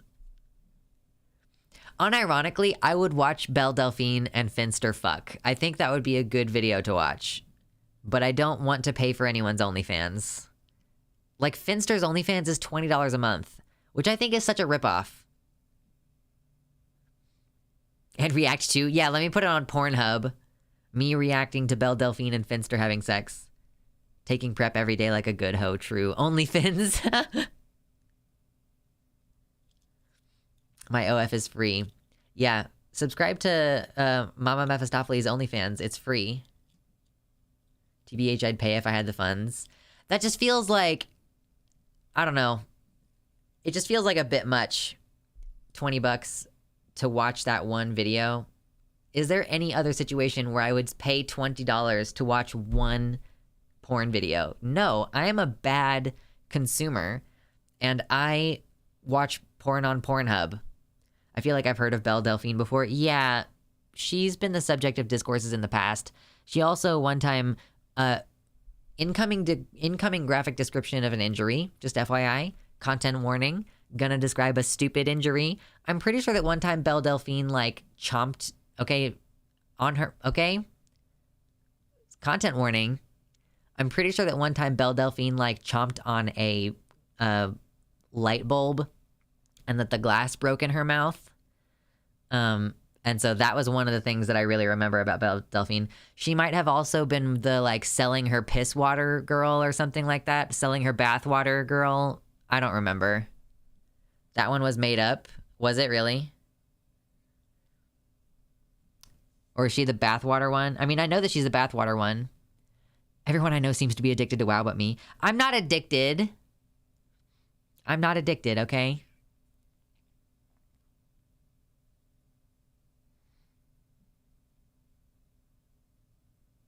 I've been playing more Sea of Thieves than WoW lately, because my partner, my eardrum is, like, twitching, and it's very fucking bothersome, and, it's actually, like, moving, and it's weird. Apparently there's a huge problem for allos with scammers taking billions by faking romantic relationships. Wait, what? Oh, you're talking about in WoW? Or, yeah. Oh, hey, Guile face. Okay, I've been drinking so much water. I need to pee, and I'm gonna see if I can get my ear to stop doing this. So I'm just gonna take a second and, like, go be in the bathroom for about 5 minutes. So be good while I'm gone. Maybe we'll finally start talking about something serious when I could come back. Can we as a society acknowledge that putting Q-tips in your ears is good? Actually, it's not. It's not. You shouldn't do that. Oh my God, my ear just doesn't feel good. You would be pushing more stuff in further into your ear. You need like a little hook attachment. Or what I do is I just use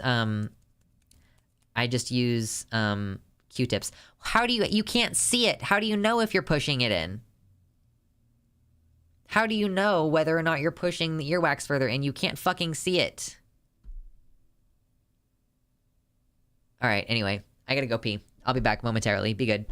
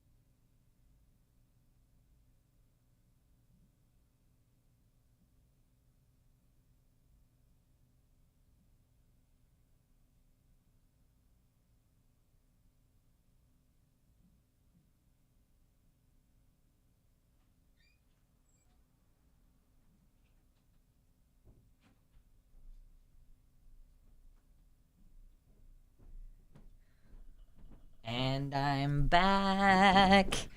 And I'm back. Oh, we lost a bunch of people. That's okay. It happens. Excuse me.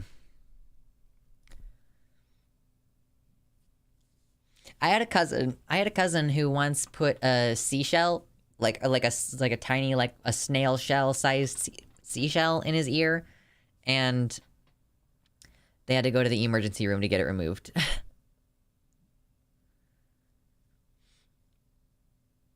I can't get on board. Oh, I left my water in the other room. I can't get on board. I'm sorry, but I can't get on board with you using the Q-tips. I mean, I know it feels good. Listen, I know that it feels good, but you shouldn't be doing it.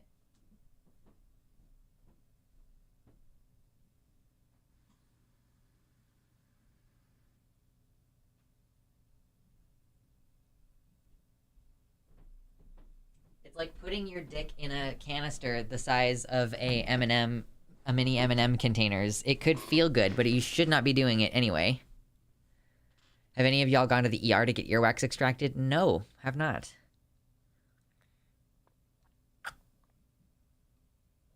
Okay. Going your whole life without getting the Q-tip deep in your ear is like spending your whole life in the closet. Use a condom with your Q-tips. I once accidentally impacted a bunch of earwax into my eardrum, which made me totally deaf in that ear. Honestly. And that's why I try to be careful with my ears, because I don't hear very well out of the right ear, and I don't want to fuck that up. Embrace the pleasure of getting your dick stuck in plastic packaging.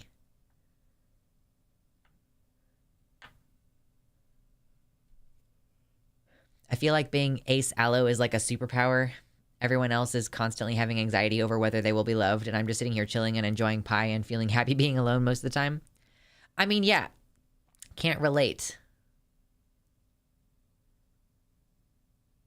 You can fuck up at good things, doesn't make them bad. I mean, yeah, you can do well at bad things and it doesn't make them good. How do I get a cylinder out of a slightly larger cylinder?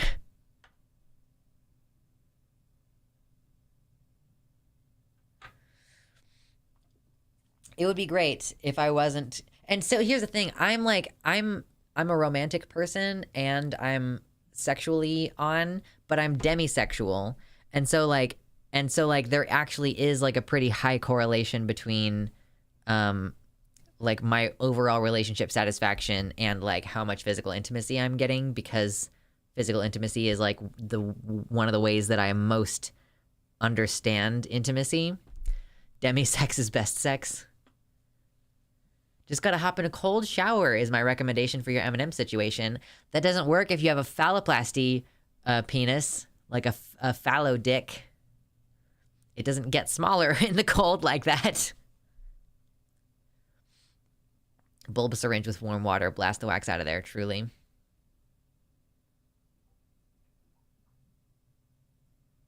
Oh, that's cool, Mersh. You have damaged hearing, but still can hear better than most people. Get in a very hot shower and melt the plastic. Oh no. I feel like the thing that you would need to do is break the vacuum at the end of the... Yeah, phalloplasty only gives you a shower, not a grower.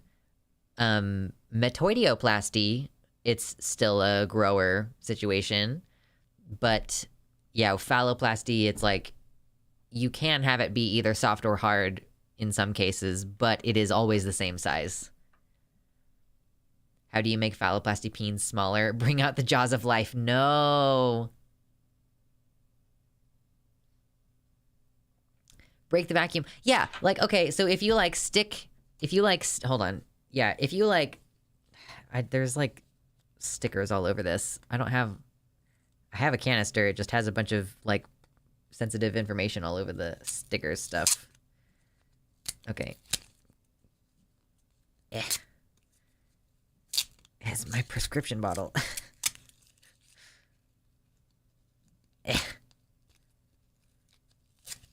Okay. That's most of it. So if you have like a canister and you like stick something in it, there's gonna be like a vacuum in the end where you're like trying to pull out, but you're like creating suction. So what you would need to do is get like a pair of pliers. I'm gonna use deeper, please. I'm gonna use this to simulate pliers, but you would get like some wire cutters or something like that and like cut the corner on the end there. I think that would be the thing that would make the sense to do. And then you would be able to like get it out. I would use OF, but I need to add a payment card and I use a credit union, so I don't want the old ladies working at the credit union to know I'm horny. I don't think that it says OnlyFans. Or, I don't know. Do you think that they would know what that is?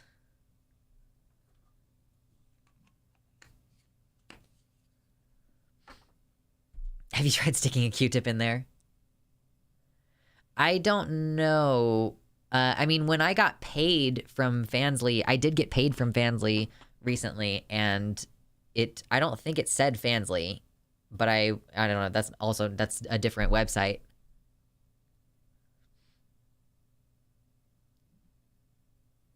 Sorry, but anything sharp around my peen is a big no. I mean, that's what I'm saying is like the only thing that you can do is like try to get the very corner of this, because your penis won't be smushed into the corner. The head of your dick is going to be like in the center, right? And then there's going to be like a rounded like cavity shape in the corners. So you just cut open the corner. OnlyFans charges do say that they're OnlyFans. My mom saw that on my brother's card statement. Oh my God, that's funny. I have a safe for work Fansly. And I have some pictures ready for it. I actually need to finish editing and then upload those. Take an angle grinder to the plastic, true. Use a butter knife, wiggle it down along the side to break the seal to the vacuum at the end. I feel like that would be dangerous, but I mean, I am not the person who is putting my penis into a small canister. Would you make an OnlyFans? I'm not gonna make porn. What I have is I have a Fansly, which is kind of like an OnlyFans. It's like a similar type of website, but on my Fansly, I only post like goth outfits with a thirst trap spin.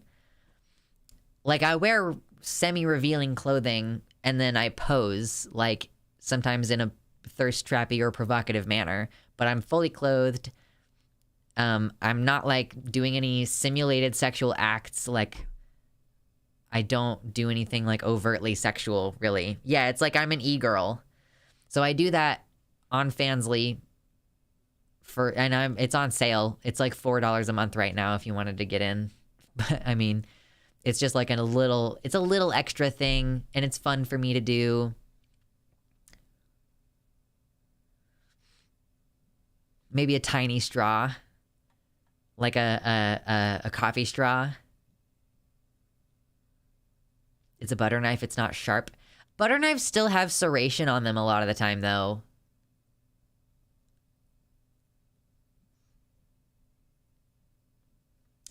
Mama Mephistopheles does overtly sexual things on her OnlyFans, fully nude for free. I like you, so I'll let you plug. I think that's more than fair. Butter knives can end up doing worse injuries than sharp ones. I mean, that's the thing, is that your butter knives being dull, and dull knives don't cut clean. Dull knives, like, tear when they cut, rather than, like, cutting cleanly. Yeah, I like you, so I'll let you plug. Exactly.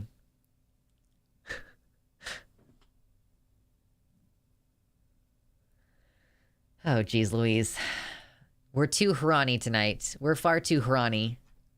How am I going to transition into talking about the news if you all will not stop being so Harani?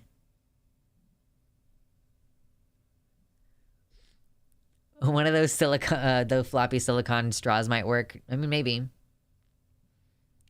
Transition to greatness. Harani on main. Oh no, where are my horns? Oh, they're in the other room. Hold on. I gotta get my horns.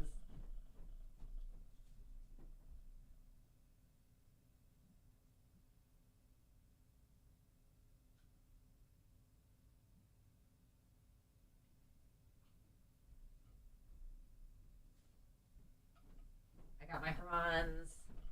The reason that they were in the other room is that my most recent set for Fansly is it's a set where I'm wearing the horns, and I'm also, wait, how did this happen? Okay. I'm wearing my horns, and I'm also wearing the wings. I finally did that.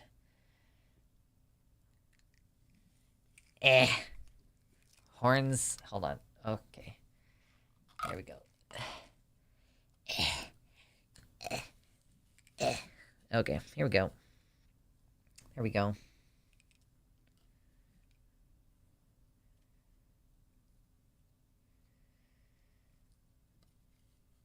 My application to OnlyFans was rejected? How come? Okay, so since I'm talking about it, I'll go ahead and post the link to the Fansly. For those of you who are interested. Someone clipped the putting horns on face? Oh no.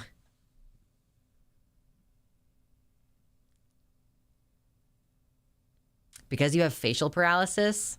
Wait, is it because you don't look like your ID picture? Like you need to have your ID picture updated? I know. I love the horns. They're so good.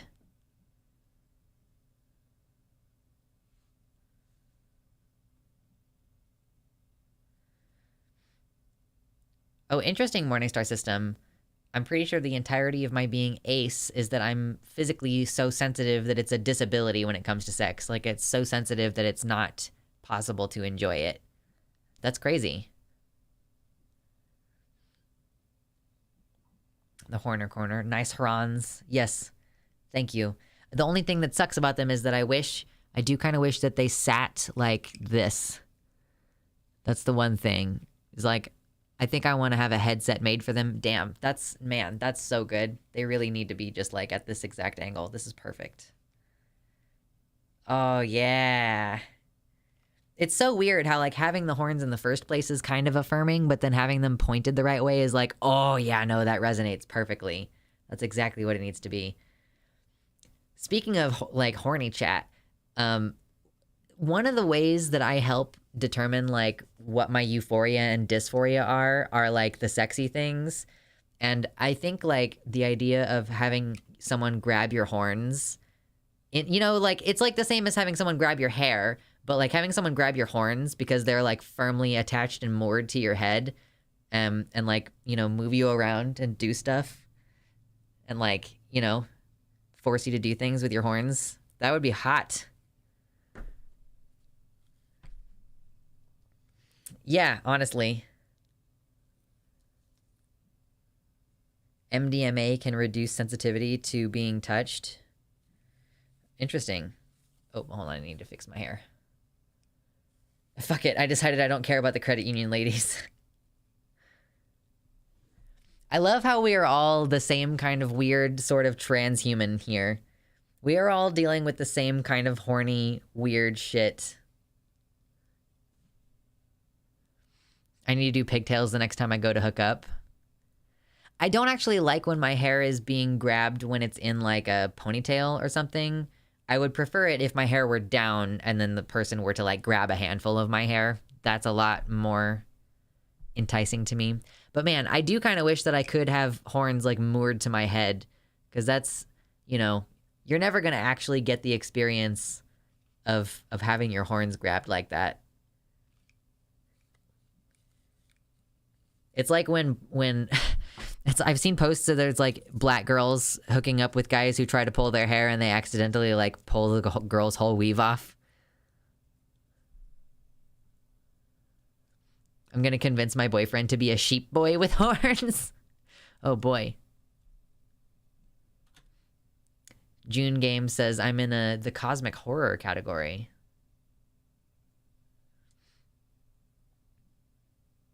No, your identity can't have anything to do with sex whatsoever. You're doing AGP. No. Oh, jeez. It's all horny chat all day long today. There's just no relenting. No relenting.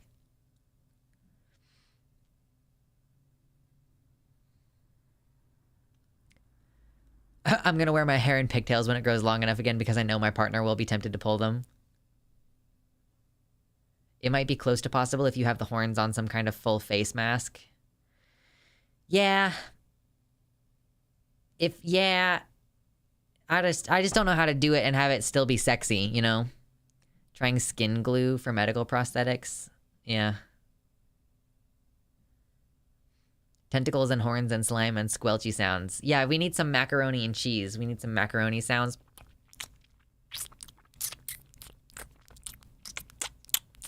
Delicious. Put him on a bicycle helmet. Yeah, let me just strap in, babe. Give me a second. Oh no.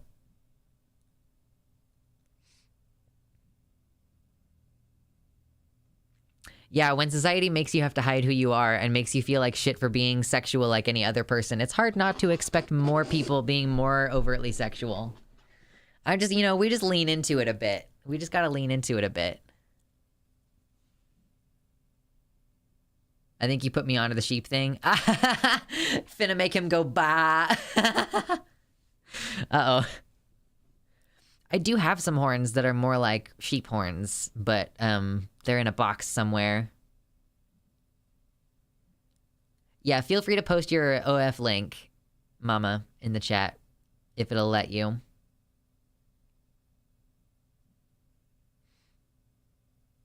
I'm more of an Aquaman Randy Savage myself, but specifically the Aquaman from Brave and Bold cartoons.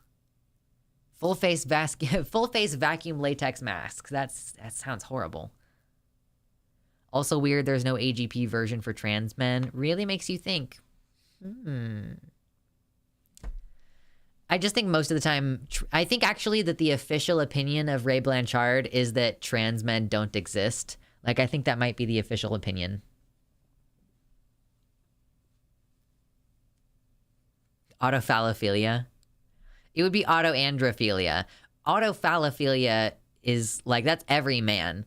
Every man who has ever taken a picture of his dick and sent it to someone has autophallophilia, for sure. They're like, ooh, look at my dick. Look at how big it is. I'm so turned on by my own dick. I'm going to send you pictures of it, like, at the worst angles. No, I don't think there's an AGP analog for trans guys. Like, I don't think there is, because Blanchard, like the person who came up with AGP, I don't think anyone has come up as a like a theory in the same way. I don't think folks are like looking for evidence in the same way.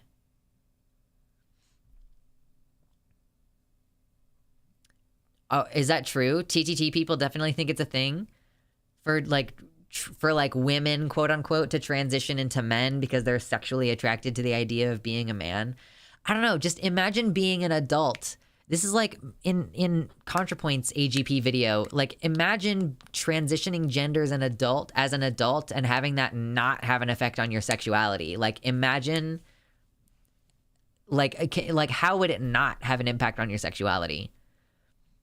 Why would you, like, it's a 4chan website. TTT is a 4chan. Like, how could you expect... Hello, Ludmila? I do not know how to pronounce the name. I tried. Welcome to the website. We're currently doing, welcome to the YouTube. We're doing, just conversation about human sexuality and trans people's human sexuality. So you're free to hang out if you want to. This might be a little bit much of a conversation. Like, it's not like a children-friendly conversation per se. Blanchard just wanted to suck girl dick. He did not want no gay stuff with trans guys. Truly. And my non-human sexuality. True. There is some non-human sexuality as well.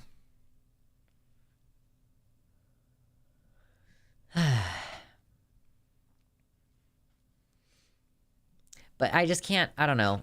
I just can't imagine how can you like transition gender and have it not impact how you want to be seen sexually. Like, imagine being a woman and having your entire life people expect you to like top them and be dominant and stuff, and then like you start telling people like, I'm a woman and I would rather you treat me like a woman when we have sex instead of expecting me to do all these things that men typically do, and having them go like, oh my god, you're turned on by the idea of being a woman. Like, I mean, yeah. Like, I think that people are turned on by the idea of being treated as desirable in the way that they actually are.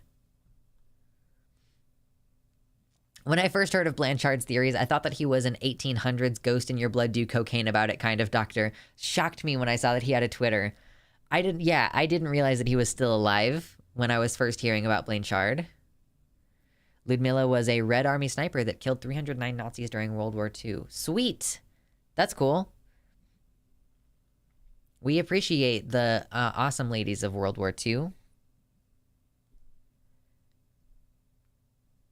I feel like it's a bit yikesy that people fixate on trans people performing sexuality as if they never transitioned, i.e. trans women topping and trans men bottoming.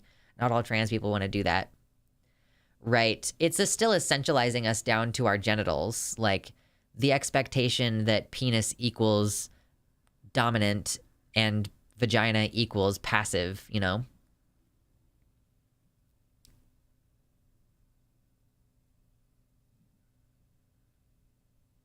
I'm turned on by the idea of being hot and sexually attractive to people that I am attracted to. Yes. That's half of why I work out in the gym. Exactly, Zuki. Like, I started working out in the gym a couple weeks ago, and like, I'm pushing my limits because I want to actually gain like muscle. And it's not even primarily because I want to be strong. It's primarily because of wanting to be hot and sexy. It's because Claire Max is fucking... I'm never going to be as big as she is. Like, it's definitely never going to happen. I am never going to be as built as Claire. I'm pulling up a picture so you don't have to worry who I'm talking about. I am, like, never going to be as ripped as this woman. Because I am not going to do power cleans and shit like that. But I would like to be somewhere halfway there. I already have, like, decent defined shoulders and arms. It probably wouldn't take that much. And I want to be bulky. She's a lot bulkier than I will probably ever be.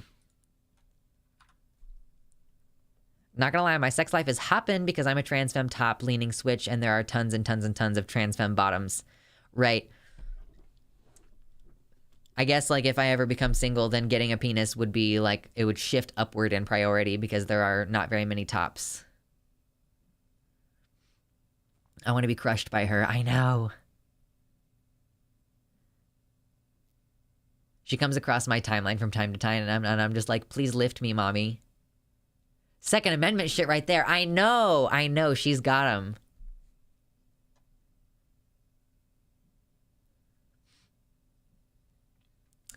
So yeah, I just think that it's good to have goals like that. Just spectacular. She's just so dedicated. Look at her traps, dude. She's just so built. I got a loophole for her gun show. Hot take, strap-ons feel more dommy than actual penises. I don't want a strap-on, though. Like, I would get one in the interim, but that's, like, not the same. We as a society need to move away from the idea that you can't exercise to be sexy when society is simultaneously demanding everyone be sexy and fit for decades, as though you're somehow vain personally for trying to attain those standards. Yeah. Having a dick, using a strap anyway. True. You also can, you could, like, use a strap-on and put it just, like, above your dick, and then you can do both.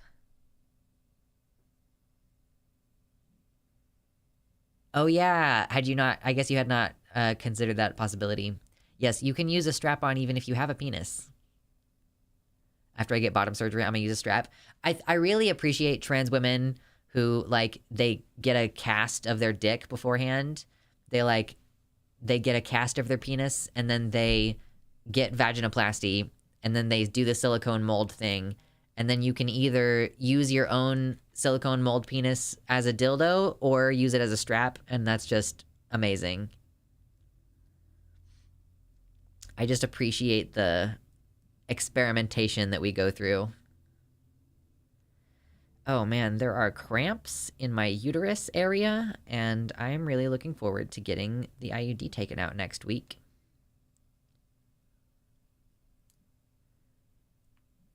This is a Harani chat. Yeah, I mean, I don't even know how we're gonna come back around to talking about anything of substance today. We'll see. Maybe. But I like talking about nothing important. There's like 60 people in here just listening to me talk about penises right now. If I did a fucking GoFundMe for like the $40,000 that it would require for me to get a dick, do you think that I would be able to get that money? Like, it seems like it would be really difficult to get that much money. I'm hoping that it's supposed to, like, it should resolve in like 3 weeks after I get the IUD taken out. Snapped my dick in half like a glow stick. Ruh-roh.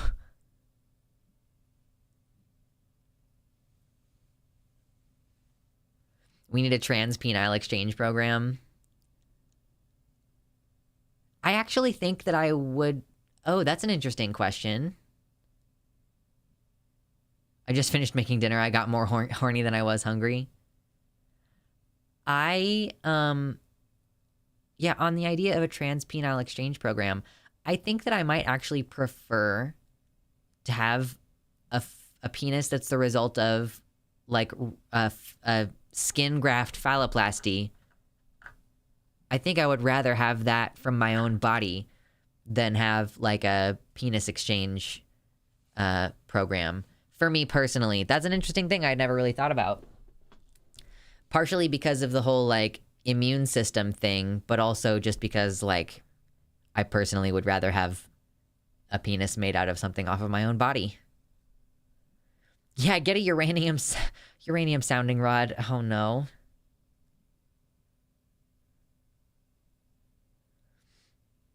I mean, like, $40,000 or even more than that. I don't actually know how much it would cost at this point. Like $50,000 maybe. It's so expensive. I could buy a house with that money, you know? Like, I could put a down payment on a house with that money. They'll probably be able to grow those parts from your stem cells in the future. Maybe. Oh, T-Rex, you're gonna be going on T in 5 days? That's fucking poggers. You deserve a GoFundMe penis. Wow, wow, wow, wow, wow, wow, wow. Honestly, I don't want to graft. I think I'll just work with a micro. Yeah. I mean, sure. I like whatever works for people. I don't want to change my junk as it exists. Like, I have a vulva with like a testosterone-induced micropenis, and I want to leave that the way that it is. And then I just want there to be a dick, like, on top of it. Like, my vulva would be down here, and there's a penis, like, just, hello. There it is. It's just hanging out. This is gonna be my nose now. The schnozberries taste like schnozberries.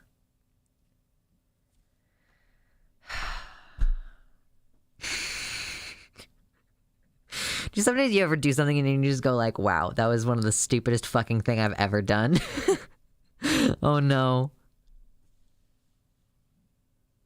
Proboscis monkey, truly. Can trans men get external testes? Yeah, I just don't want them. They're usually made out of silicone. I just don't want them. Clip it. Clip it.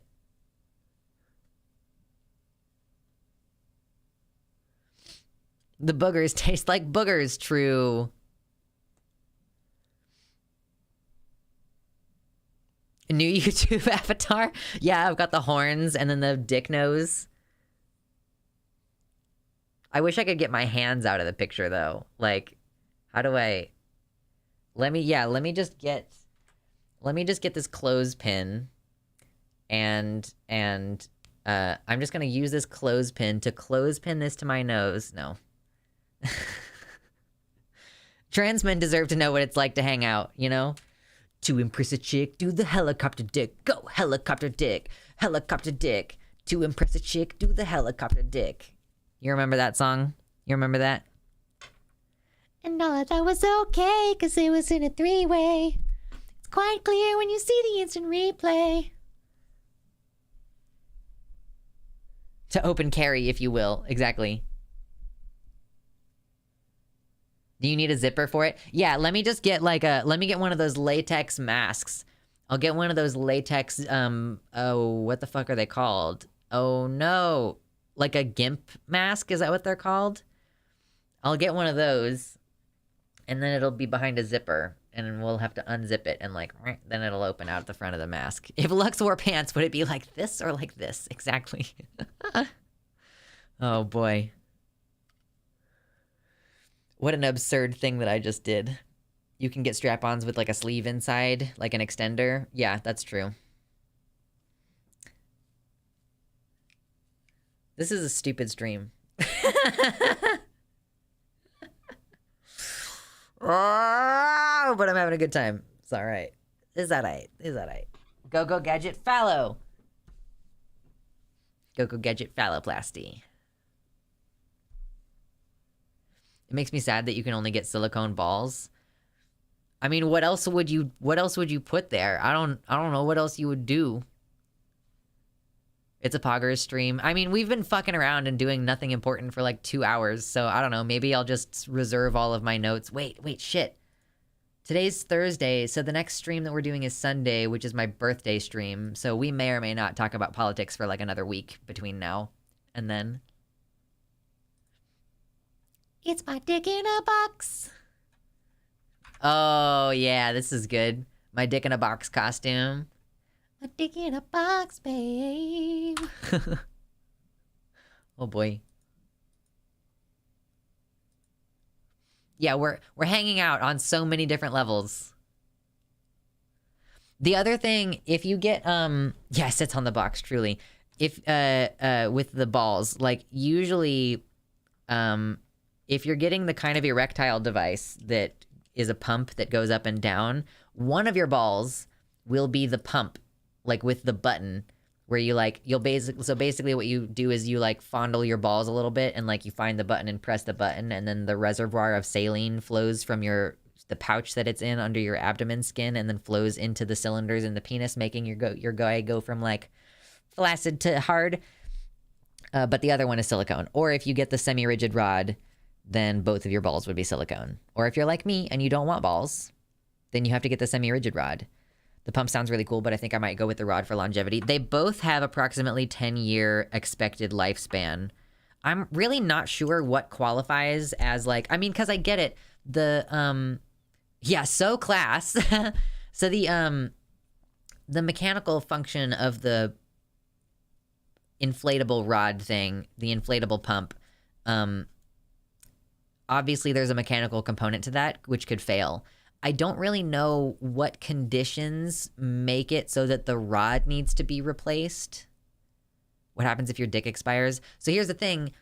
You might only be able to get 1 or 2 rod implants or rod replacements before your scar tissue is too substantial to... So you might only have like 2 decades worth of erections, basically.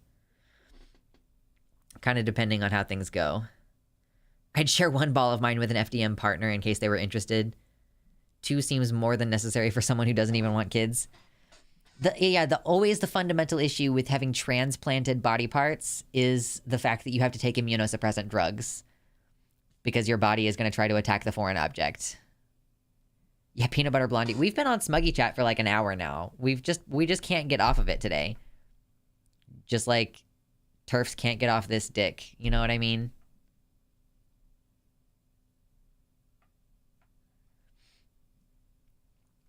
Oh gosh.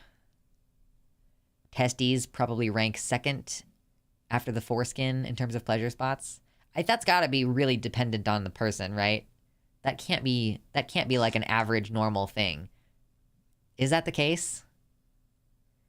Body's gonna try to reject the foreign object. True.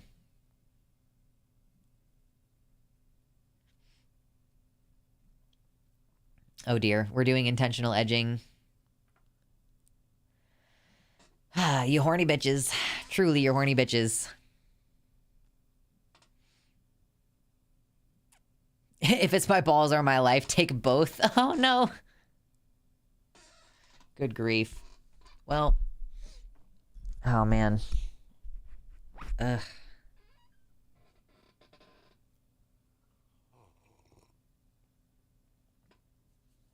Well, we do have real news today.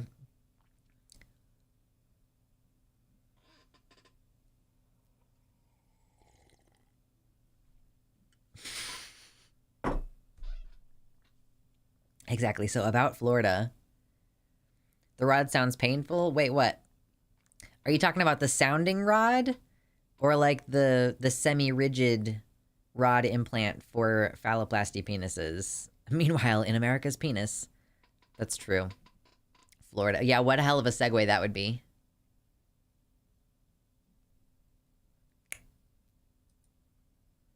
I have a Hello Goodbye song stuck in my head. Do you guys know Hello Goodbye?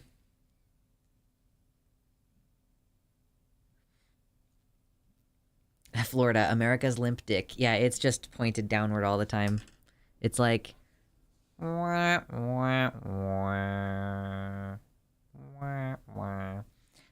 semi-rigid rod, I mean, it's not like painful.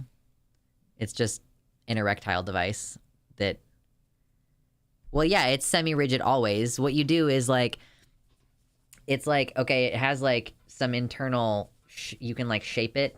So when you're not trying to use it, you're like putting it down like this, and then it will like hold this shape against your body.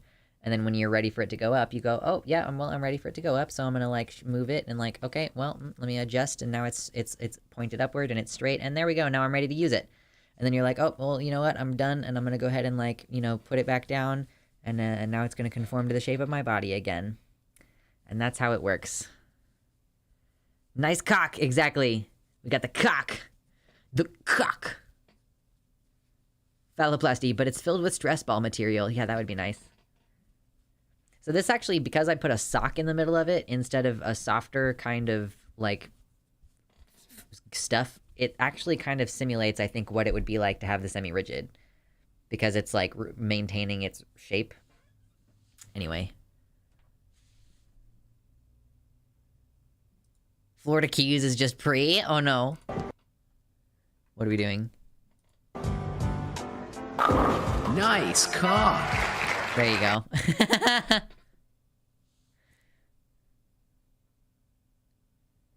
I haven't started talking to Doc about that yet. Yeah, I mean, it's probably gonna take you a little while to get to that point. What would be the worst material to have your new balls made out of? Oh, thank you, Baphomet. Yeah, what would be the worst material to have your new balls made out of? I think like whipped cream or something like that would probably be one of the worst materials to have your balls made out of.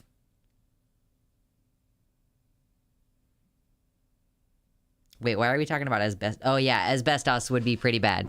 Nitroglycerin would also be pretty bad. You know, obviously. Crunchy peanut butter. Okay, let's see what we're working with.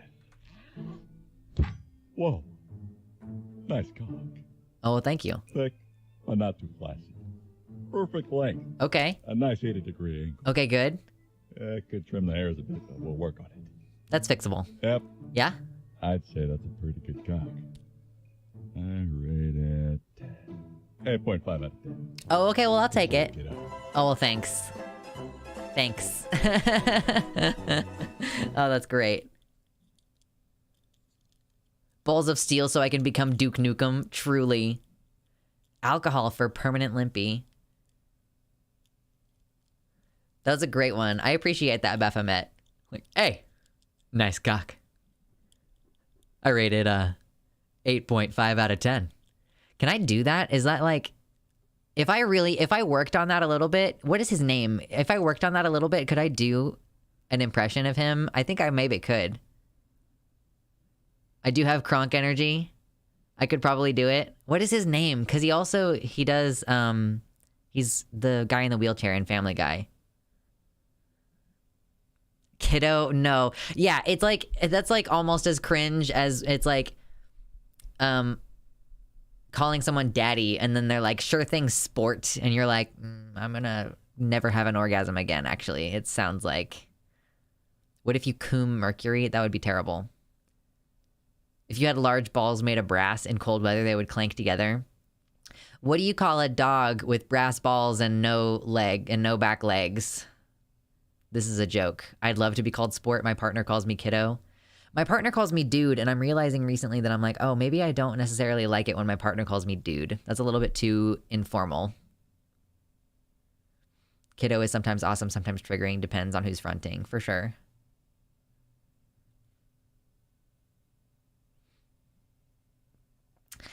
So yeah, if you have a dog with brass balls and no back legs, you'd call him Sparky. Nobody was ready to take on the joke, but it's okay. Informal, switching to sir for more formal greeting. I mean, it's just too friendly and not very partnery. When your partner calls you dude, it's just not very partnery. I don't know, for me. Patrick Warburton, thank you so much.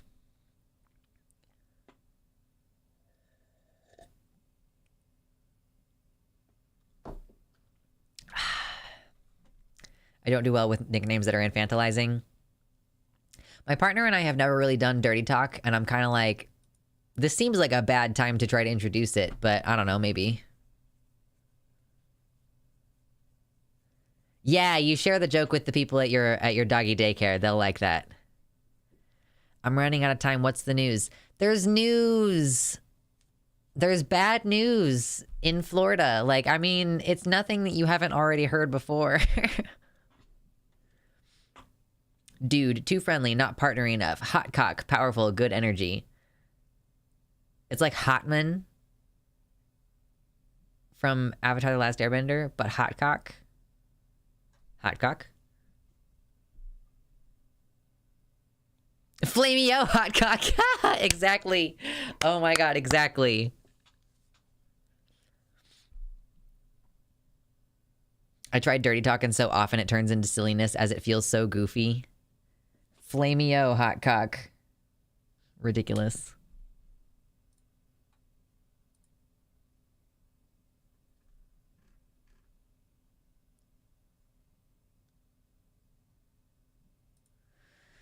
Flame on, truly. Well, oh my god, what do I want to do? There's this whole Florida thing. There's like a whole Florida thing. I don't like good boy, but quite down with good girl or good pet. I agree. I think I would prefer good girl or good pet.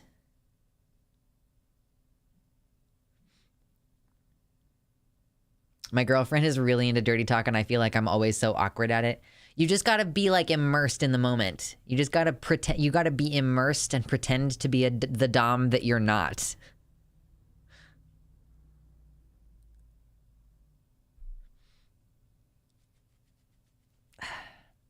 I wish I could wear my hair down while I'm wearing my horns. That's the one thing that it kind of sucks, is that I can't really do both.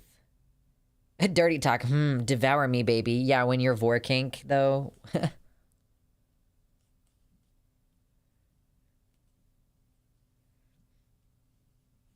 These are such good texture right now. Such a good texture.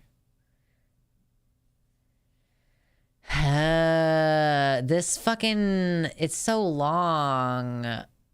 There's a thread, but it's so long. Oh yeah, what is your opinion on this? Y'all, I had the urge earlier today to grow out the back and sides of my hair to try to like... to eventually have a long, like one head of hair that is long. I don't know though if I want to do that. It's gonna be really awkward for a really long time. And then I would have all of my long hair. How would you feel about horns that had previously been on an animal so that it felt really realistic? I would like that, but I just wouldn't want any of the types of horns that I see on real animals.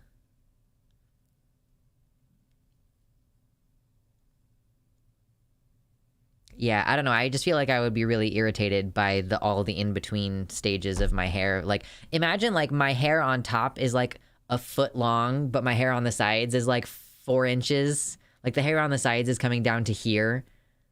I'm like, how would I manage that? Idea, grow out the sides, then cut the middle. Yeah, I'm just gonna give myself like a... I'm just gonna give myself a bald crown. Aren't there some monks that used to do that? They would shave their heads around here, and then they would have like a hair tie back here.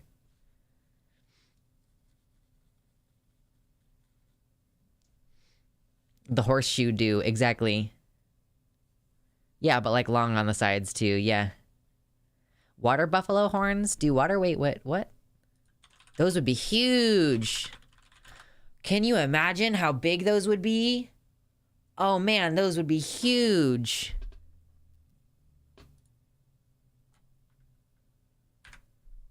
I mean, kind of. My horns have like a curved shape to them that I just don't know if there are any.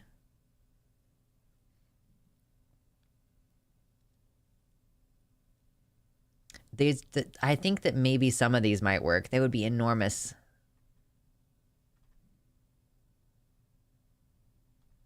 And I prefer my horns to sweep backwards as well, so... I like my horns. Yeah, gotta start those neck exercises. Oh, God. I was gonna check to see what I had prepared for today. I just hate talking about Florida at this point. It's so, like, okay, yeah, fascism, once again. Okay. Maybe we should talk about the stupid discourse and not talk about news tonight. We can start doing news discourse. Do you think that sucking dick qualifies as a neck exercise? Because I feel like it would. It wouldn't necessarily be the kind of exercise that would help you hold up heavy horns, but it definitely is like working your muscles. A jaw exercise, maybe. Neck, though. Oh, well, I mean, yeah, because if you're like moving your head back and forth, that's like your neck muscles are involved, right? Unless, are you just going with your entire torso? You're just like, and like your mouth is over here. Your entire torso is like, eh. Like, is that, you bend at the hips? That's how you suck dick? You're just perfectly rigid. Head over heart, heart over pelvis.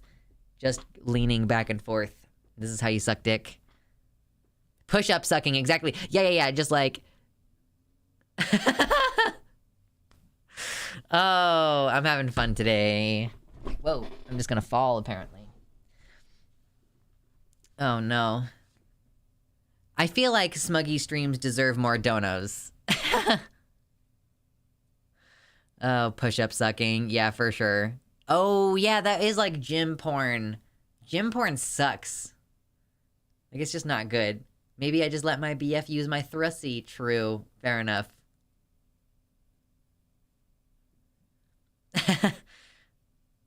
The entire segment, fascism in Florida yet again. I mean, I just don't, like, okay, yeah, there's more fascism in Florida. Who is the intended audience for gym porn? I don't know. Are there genuinely people who go to the gym and think, like, it would be hot if we fucked right now when we're both, like, hot and, like, gross and disgusting and sweaty?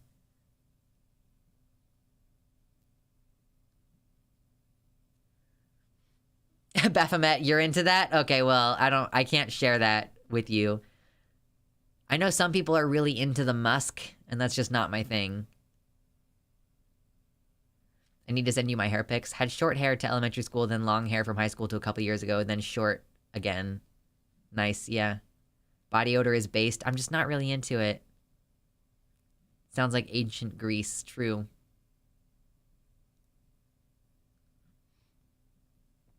Yeah, Florida, home of alligators, Mickey Mouse, and fascists.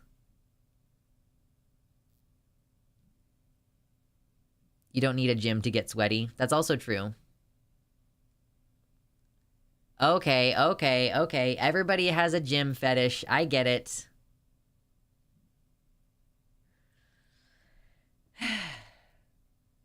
Hello, BB Osprey. Welcome to the website. Welcome in.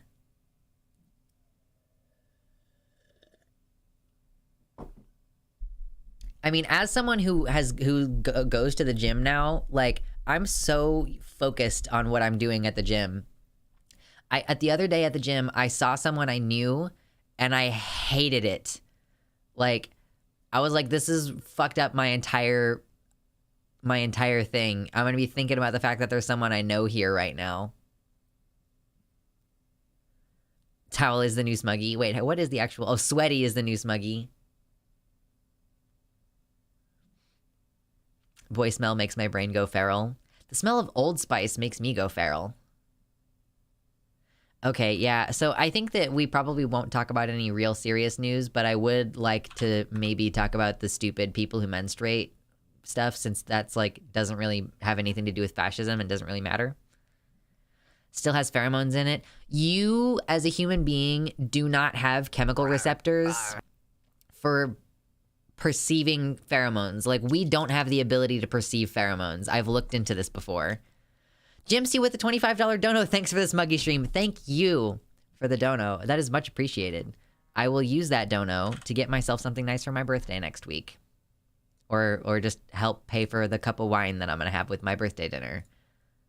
Hell yeah. Your dick is now diamonds. I'm on a horse. Yeah, the Old Spice.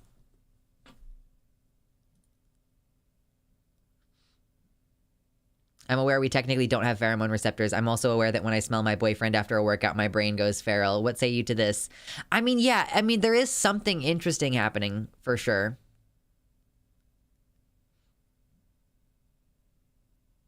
But I just don't, like, I don't think it's pheromones. There's, like, something else in it.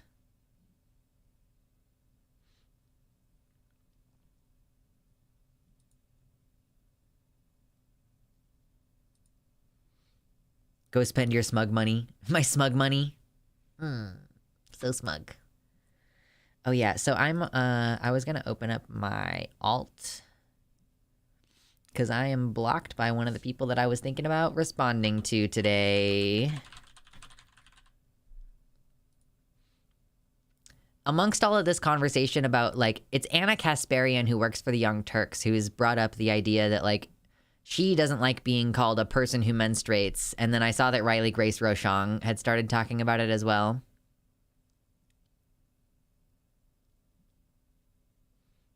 Oh, okay, I guess she pulled back a little bit on it, but it was still stupid.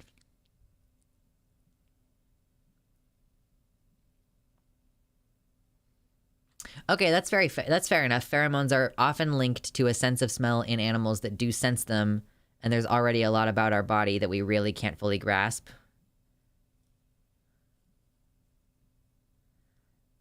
As far as I know, humans can perceive pheromones to some extent, but not consciously. I read somewhere years ago that it's the scent of the person, and that it's possible all our perfumes, colognes, etc. mask a natural scent. Yeah. Or sorry. Likened, not linked. Oh, they're often likened to a sense of smell. I mean, yes, you know, you're detecting gaseous chemicals in the air. So sure, yes, it's like a sense of smell type of thing. Yeah.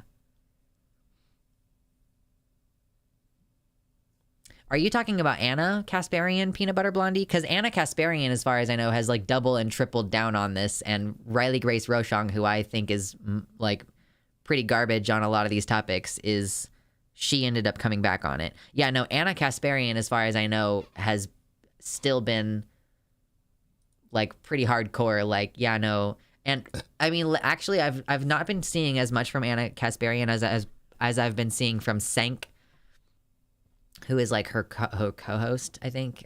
Anna Kasparian.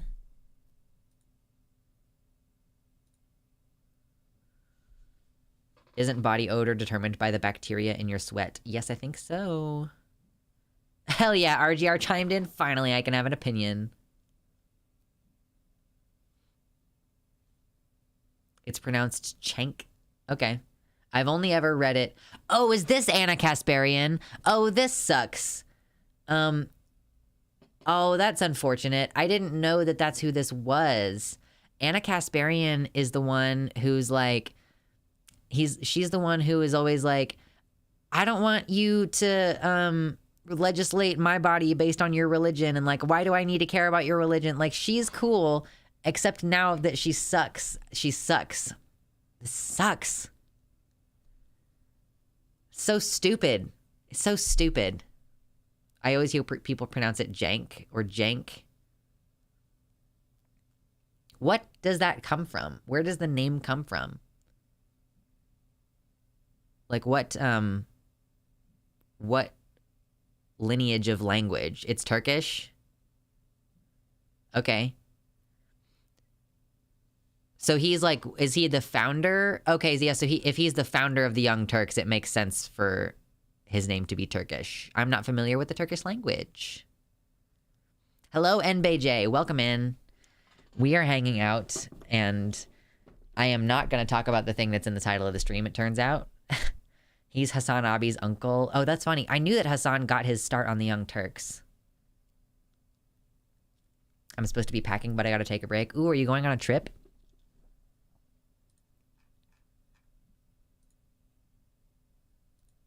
Yeah, because I've seen Anna talk about stuff before. That's such a bummer.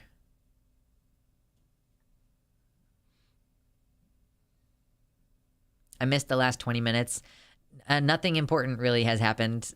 I'm considering talking about the whole people who menstruate thing, but truly I might not.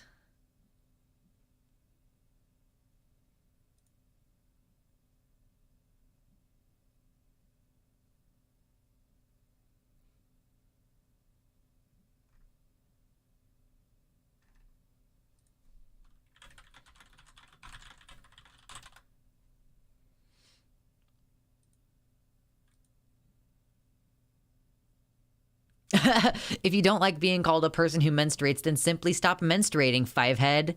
Oh my gosh. Trans Cat Dad covered that pretty well. Wait, Trans Cat covered what? Which aspect of it?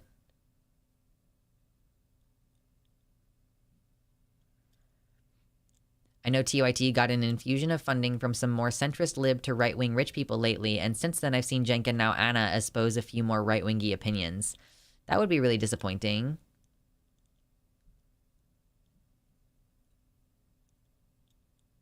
Oh, the whole women and people who menstruate thingy? Well, okay, so there has been this kerfuffle on Twitter right now about that we've already done this a couple times. Like, J.K. Rowling also a couple years ago already decided, like, oh yeah, we're gonna have a whole tiff over the medicalized terminology of like a person who menstruates or a person with a uterus.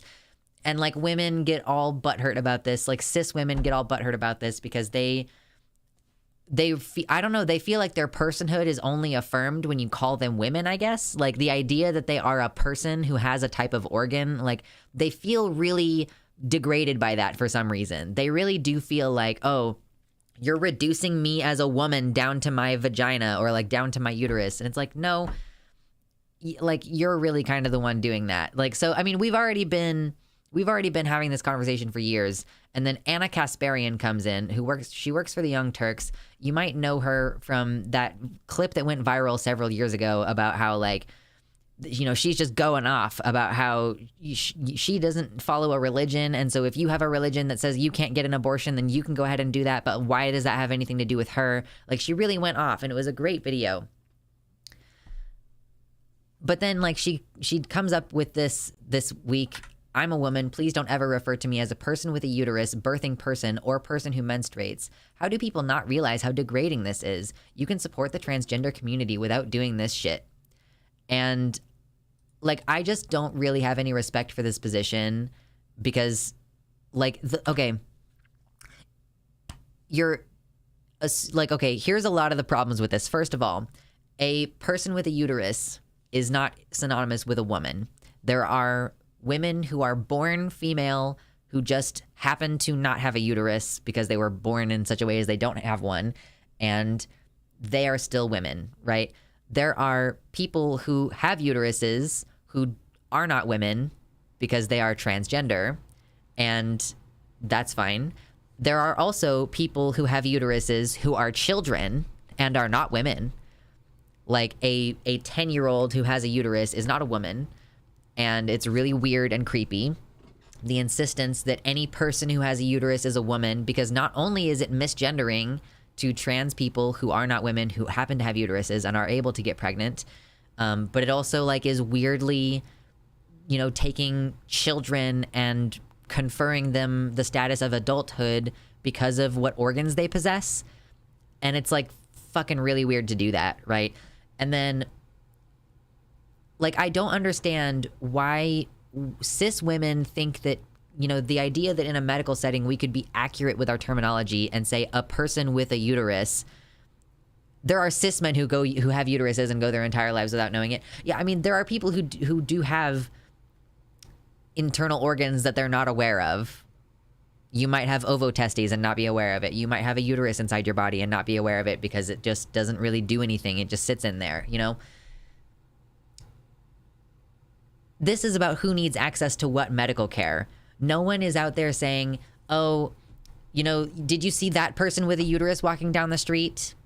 Did you see that birthing person walking down the street? Or like when you come into the medical office, they don't say like, oh yes, this is Anna. Anna is a person who menstruates who is coming here to have a pregnancy test done. Like your womanhood is still going to be affirmed on an individual basis. But when we're talking about who needs access to medical care, it is accurate to say that a person who menstruates needs access to tampons. A person who has a uterus and doesn't menstruate would need access to tampons. Like, listen, you're talking about several different things that could be all like the categories that she even has listed here are not mutually inclusive with each other. Not only are they not mutually inclusive with womanhood, a person with a uterus might not be a person who menstruates. And a person with a uterus might not be a birthing person. Like, and so these categories are not mutually inclusive. There is a pretty big overlap between, like, there's a fairly big overlap between people who identify as women, people who we would call women, and people who menstruate and have uteruses and give birth. But there's not like a full overlap. It's not true of all women that they are these things, and it's not true of all people with uteruses that they are women. And I don't really get how it's degrading. Like, I really think it's stupid when cisgender women object to being called people. And she's acting like this is somehow a new discussion. This has been years old. This is a cold take even amongst gender criticals.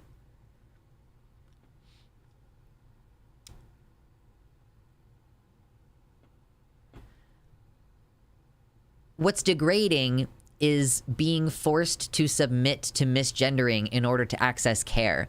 Like, and people talk about there being confusion. Oh, you're going to confuse people. There are some people who are English second language who, if you say people with cervixes, like they might not even know that they have a cervix. So it would be better for them if you say women. And it's like, do you understand that transgender men sometimes can't access healthcare because like can't access, you know, screening for ovarian cancer, or can't access like regular kind of pap smears, or can't find a gynecologist who will help them maintain their pregnancy. Like if you're a trans man and you're on testosterone and you find that you're pregnant and you realize you want to keep it, if you as a man with a beard and shit go into a gynecological office to be tested, like there's a lack of training of the people who work there. They won't necessarily know, oh, you're a transgender man, you have a uterus, and so you need this care. If you constantly equivocate, womanhood equals uterus equals woman. You have people like Robert Eads who will just die. Robert Eads had ovarian cancer, and there were like 27 doctors who denied him care. And they were pretty much universally like, you know, well, if you think you're a man, but, you know, maybe this will teach you a lesson that actually, you know, you're a woman. And like, they don't want men in their doctor's offices. They'll say things like, well, you'll freak out all the women who are in here. We can't have a man in our waiting room. And what you're proposing at the end of the day is that the word woman always equals a person with a uterus, and like literally defining women by their wombs. It's so weird when people come around back on this and they're like, I am like, they're like, how can you reduce me down to my uterus, calling me a person with a uterus? And it's like, you're the one who's reducing womanhood down to having a uterus. I'm saying that any person could have a uterus, and that's no bearing on who they are intrinsically as a person. What you're saying is that having a certain type of organ means that you are necessarily this type of person.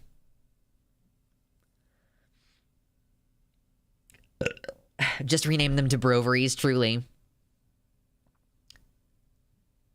Someone who speaks English as a second language might not know the word appendix. What do they do if they get appendicitis? Right. Broveries.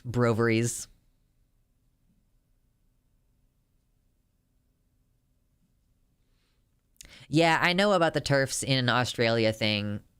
I haven't decided whether I want to talk about that either. People with appendices.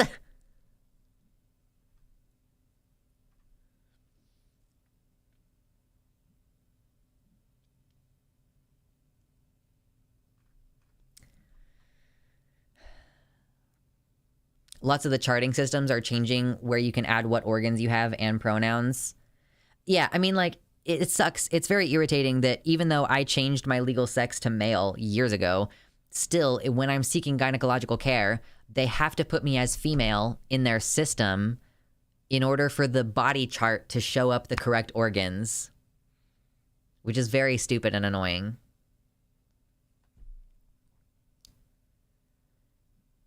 And yeah, exactly, Spider. There is a difference between identity, which is woman, and description, which is having a uterus. No one is going out there and saying, Anna, you're not allowed to call yourself a woman anymore. They're saying, like, this is a type of healthcare. Like, if you don't menstruate, you don't need tampons. People with gallbladders. Did you mean non-Americans? No. One of my family members actually has had their gallbladder taken out. Oh, because of all the fatty foods that we eat. Oh, no.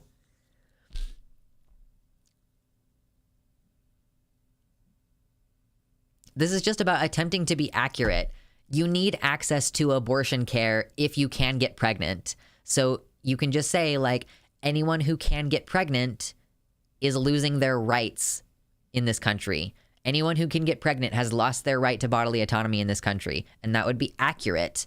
If you say women have lost their rights, like, you realize that this makes infertile cis women feel terrible. You know, like, the insistence that a woman is a person with a uterus who menstruates and who is capable of giving birth. Like, women who are infertile literally feel inadequate as women because of this view. Like, this hurts everyone involved. The only people that it helps is like white women who don't have any real problems in their lives. Like, I mean, truly, as a white woman who is like a media personality who probably makes more than enough money, like, how about you get some real problems, Anna? Like, you can pay for an abortion, Anna. You can pay however much money is required to travel across the country to get an abortion if you lived somewhere where it wasn't legal. You don't have any real problems. You're sitting here bitching about the terminology that we use to be inclusive toward trans people in the middle of a rampant attempt to genocide us out of this country. In the middle of a rampant deconstruction of our rights. You're sitting here bitching about the terminology that is used to be accurate in a medical setting. Fucking cry harder. What a dumb fucking cunt. Have some real problems. Yeah, the left has banned the word women, actually. You're not allowed to call yourself a woman anymore, Anna. If that's what you think that we're doing, then sure, that's what we're gonna buckle down on. You're no longer allowed to call yourself woman. You're no longer part of the club. You can't sit with us! I can't say that because I'm not a woman either, you know. Anna, join me in the not being a woman. I don't know, whatever. Hey, Anna MV, sorry, yeah, we're talking about Anna Kasparian.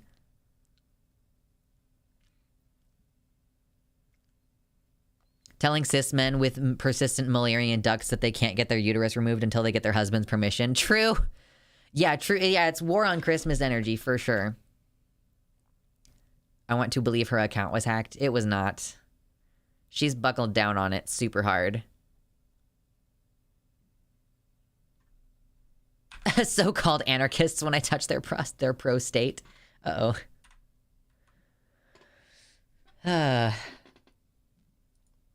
Yeah, I mean, I think that that's a really good argument that it's not hurting women to say people with uteruses any more than it's hurting Christmas to say happy holidays. If you're a woman who has a uterus, then you are included in the phrase people with uteruses. You're no longer centered in the discussion. You're literally having the same screaming, pissing, shitting yourself meltdown that conservatives have regarding you not saying Merry Christmas. Like, if the conservative says Merry Christmas to you and you say Happy Holidays to them, they shit themselves. And so, yeah, congratulations, Anna. You have become a reactionary.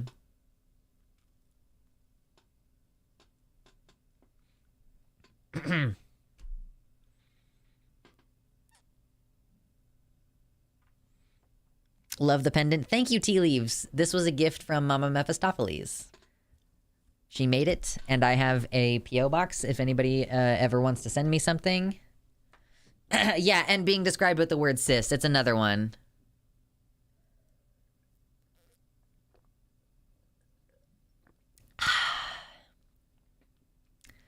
Delicious water. Okay, we did one news today. Can I just not do more news? Am I allowed to not do any other news? Does that count? That's a segment, right?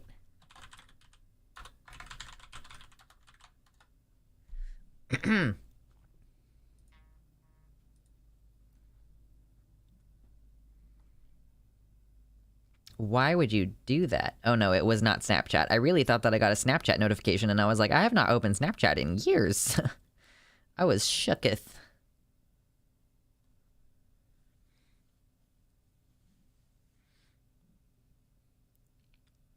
Get back to Hurons. You just reminded me to hydrate again. You gotta drink water, y'all. Precise language equals misogyny.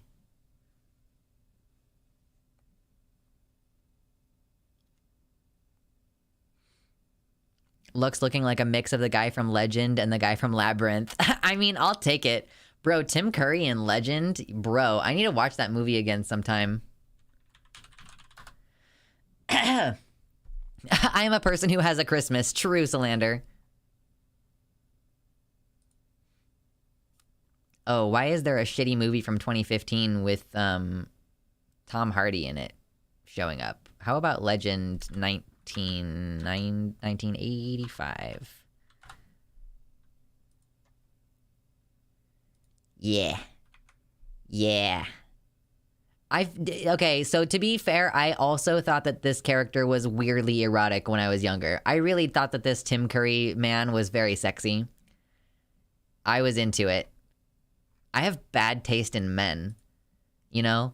I specifically like Matt Smith's doctor because he's kind of like a bad guy. And I'm like, I like this dude. I have bad taste in men. I don't think I should be allowed to date men anymore. We just love the horns. I don't really know if I would like my horns to go forward. I think that, yeah, if I do it this way, I'll point forward. Tim Curry is hot. I mean, he was, for sure. It's Tim Curry. Of course the character is erotic. Erotic! Tim Curry was responsible for 2 of my sexual awakenings. What was the other one? First in Fern Gully. Second in Rocky Horror Picture Show. Okay. This is like... Oh, wow. This is not working. This is not quite working. This is not quite it. That's a little bit better, I guess. Nope, that's not quite working. Do I see a Lego version? Wait. Dragon horns usually sweep back because aerodynamic. Yeah, well, I was trying to do his demon horns, which go front-wise. Did I see a Lego version? I didn't see a Lego version, no.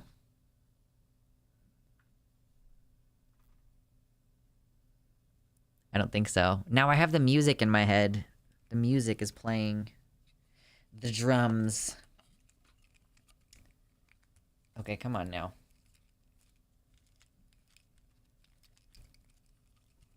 Can you, yeah, based on the fact that y'all know I've been watching Doctor Who and I just said the drums, y'all know I'm about to come to the end of season 3. Oh, Muppet Treasure Island, exactly.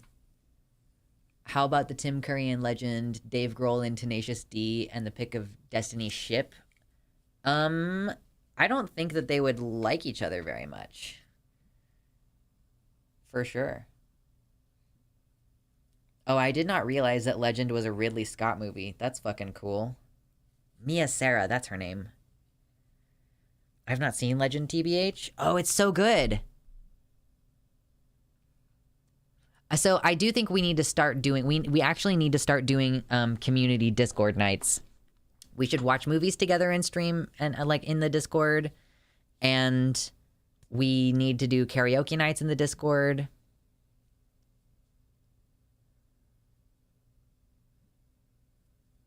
South Park Satan and Powerpuff Him. No. They're like the same though. They fit each other so well. I think that's why they would not like each other. They're too similar. They're both like take charge. But I also think that like the guy from Legend, what is his name? Does he have a name? It's literally never occurred to me to wonder if he has a name. Wait, what is the name of the bad guy from Legend 1985? Oh, he's just called the Lord of Darkness, or the Dark Lord, or simply Darkness. He is the master of the underworld and the main antagonist of the film. It's Tim Curry. No. I do the drums from Who when I'm stressed. They're like... How do you watch a movie on stream? I just meant like on the Discord. I didn't mean on stream. I just meant in the Discord. I misspoke. Just like when the Discord... Because that has nothing to do with the zucking. Christopher Eccleston is the best Doctor. I like Christopher Eccleston a lot more than I used to, but I still like Matt Smith the best. Still like Matt Smith the best. It used to be Tennant that I like the best, and now it's Matt Smith. Tim Curry, that's his name in every movie he's in. What is that one called? The wizard one, where Tim Curry is a wizard movie. Nope, that's not right. Not The Worst Witch. Nope, nope, that's not right. Nope, What is the name of it? Tim Curry... Oh, Sean Astin is in that movie. Tim Curry, Sean Astin. The Color of Magic. TV miniseries. That was fun. It's been a long time since I watched that. The Fern Gully, Clue. Oh boy. There's so many pop-ups on IMDb now. Yeah, Tim Curry plays like a evil wizard in The Color of Magic, which is a Terry Pratchett thing. I need to read Terry Pratchett. Not to be dramatic or anything, but I think Dragonflight might be the best WoW expansion. I mean, you're fighting with fucking Wrath of the Lich King on that. That's so tough.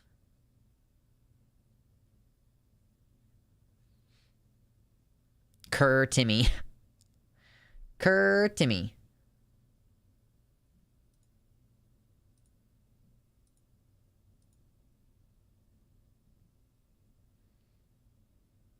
Dragonflight's better than Wrath? Oh, I don't know if well, I'll have to try them both, I guess, and then have an opinion on it. I haven't gotten Dragonflight yet, though, because I have not spent any money on Blizzard yet. Wrath is really good, but Dragonflight's better. Fern Gully. I need to watch Fern Gully again sometime.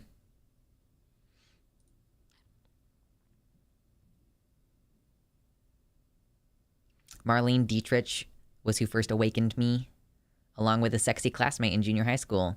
Yo, Lola Bunny. Can we just talk about Lola Bunny for a second?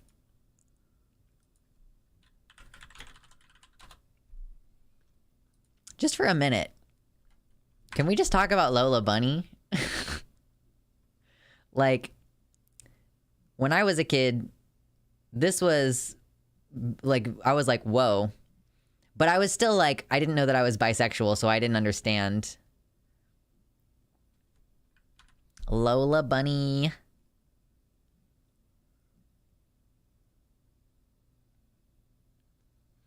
There's a catch-up patch going on right now, but I got like 30 item levels in a day. I'm too gay for Loli Bunny, I think. She's hot. Loli Bunny. But Bugs is hotter. I think I like Lola more than I like Bugs, but I do like them both. Right, the blowing your ears out of in front of your face, that's just too much. You said Loli Bunny, you typed it. You typed in Loli Bunny. That was not a misspeak on my part. That's what you wrote. Although, I feel like Rule 34... You did, read it! I feel like that's gotta be a thing. Yeah, it for sure is. I'm not gonna show you the search results, but yes, Loli Bunny is a thing. How did I do that? True. Little known fact, Loli Bunny is actually over 1,000 years old. Oh God. I also used to like Elvira in comic books. Didn't it just come to light that Elvira has been in like a lesbian relationship for the past 13 years? Or sorry, the past like 30 years or something. Some shit like that. Brain from Inspector Gadget, Pink Panther, Bugs Bunny. Why must I have a brat kink?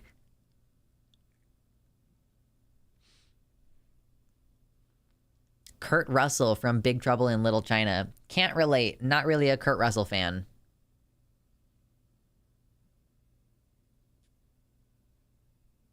Anyone remember Dragonheart? I barely remember Dragonheart. So this is part of what I think it would be fun to do in the Discord, is do, like, dragon movies. So Dragonheart, How to Train Your Dragon.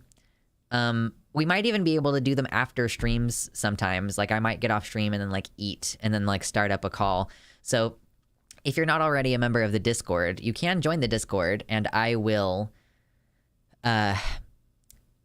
create roles and allow you to give yourself the role so that you can get a ping whenever we do a karaoke night or whenever we do a movie night. I love Dragonheart. I like barely remember it. Isn't it what's his name? He talks like this. Is he dead now? Does he talk? He talks like this. Who is that? Who is in Dragon? He does the voice in Dragonheart, right? He does the voice of the dragon.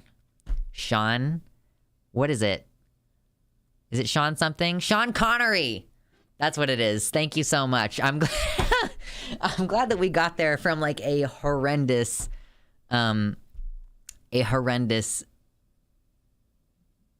impression. The main movie that I remember Sean Connery from was The League of Extraordinary Gentlemen. That's like the thing that I used to watch a lot of with him. That was a decent impression, TBH. I can't do it again, I'm laughing. Bond, James Bond. Yeah, exactly.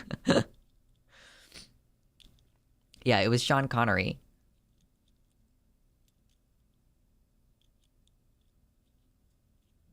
Bond, James Bond. It's so before my time. And also, I don't like James Bond, TBH. Yes, he was also a captain in Red October. Never seen that movie.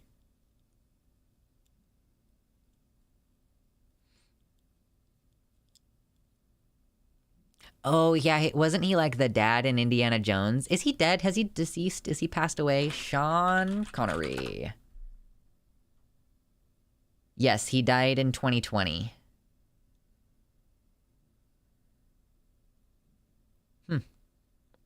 He was 90?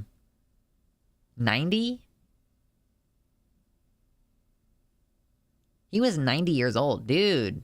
I feel like you've lived a good long time if you're 90 years old.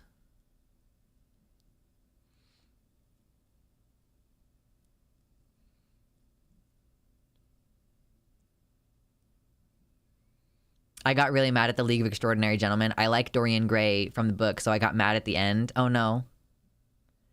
Thank God you didn't say Aragon. Listen, Anna, there is no movie in Ba Sing Se. I don't know what you're talking about. When you're talking about an Aragon movie, never heard of it. I don't know her. Yo, Anna, are you excited for Murtagh coming out later this year? There's a new book coming out later this year if you've not heard of it already. Oh, my childhood fiction crush is Inconvenient Now, Hermione. I didn't have a crush on Hermione. I identified with Hermione.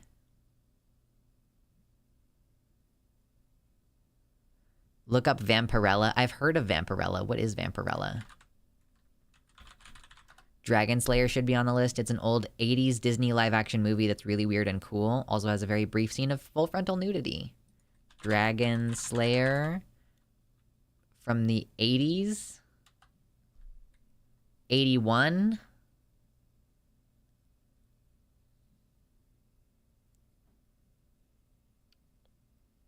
So the current best way to gear up a character quickly at the moment is to get a 40-man raid group and clear an open world dungeon thing and just like... Imagine the lag. Oh god. Oh sweet Jesus, that would be so much lag. You would need to turn off a lot of these. Is that a healer? Are you a healer? Stop. That's too much on your screen. Make it go away. Come on.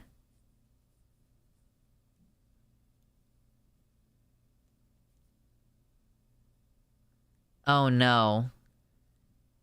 Just you and 39 of your closest friends. Oh no. I use Vadu, but I usually don't use it for 40 mans. That's so many people. If I was playing a healer, first of all, I would be playing a priest, and I would only use these boxes up here. I would have all of this shit turned off. I would be clicking these boxes up here, popping shields on people and stuff. Swator literally fried an old computer of mine trying to do PvP. It kind of looked like that. That's one thing that I really do want to do in World of Warcraft is I want to get back into PvP. I mean, it's gonna suck without my partner because that was the whole fucking point, was that my partner and I would PvP together. But I think it would be better than not ever doing PvP. If I could just find a rogue who wants to camp out at the lumber mill with me, that would be great. Resto Druid is my healer of choice, which fucking sucks because I feel like they get shafted every expansion. It's not really a strong healer class. They were the best healer for much of Dragonflight, but they recently got nerfed. Oh, that sucks. Yeah, it's not, like, well optimized.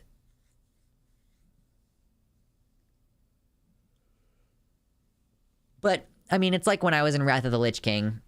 That's when, being a balanced druid was the most overpowered. Like, top in the DPS, just, like, popping Moonfire on a couple of bitches and then fucking throw up Starfall. Do a Typhoon every once in a while. Put down a Hurricane. Hurricane, that's one that I'm missing. They took away Hurricane. They took away Hurricane. Because I don't have it. Yeah, not being on top anymore, Smuggy, true. If your computer monitor freezes and gets these weird lines of off-color pixels when you do PvP, it means you gotta throw out the computer. Hurricane is gone. Yeah, I mean, it's fine. It wasn't, like, a good move. But it just was like, oh, that was part of my... Why Hurricane, but no Himicane? True.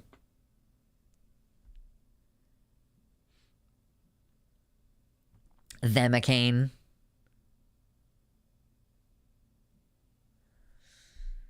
Oh, boy. Oh, I see. So Vampirella is a vampire with wings, and her titties are barely not out. They're, like, barely contained titties. Sounds about right for comics. Yo, what the fuck? I got my Chinese food, and the fuckers forgot my egg roll. Ugh. I don't really like to order food anymore. I mean, not only is it way cheaper for me to eat at home now because I have food stamps, but, like, they always fuck something up. The last couple of times I got something from Domino's, I was requesting that they put buffalo sauce on the top of the pizza after it comes out of the oven, but that's done at the end of the table, like, on the instructions that get taped to the box, that it's like, yeah, go ahead and cut this one in a different number of pieces or whatever. And they just are not really good at checking those things. So I'm like, okay, well, I paid for these toppings. You know, that's like one of the 2 toppings was the fucking buffalo sauce, and you didn't even put it on there. So, yeah, hooray for food stamps, TBH.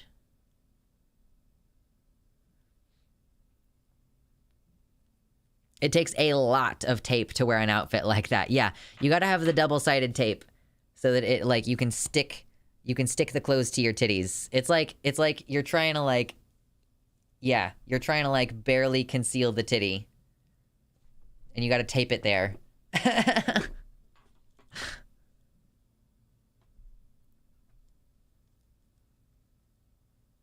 The way their process goes, that's an easy step to forget, unfortunately. I've worked at a pizza place. I know how it is. I just try to be better at my job than that. Thank FDR for food stamps and Social Security. Yeah, I mean, pour one out for my homie, FDR.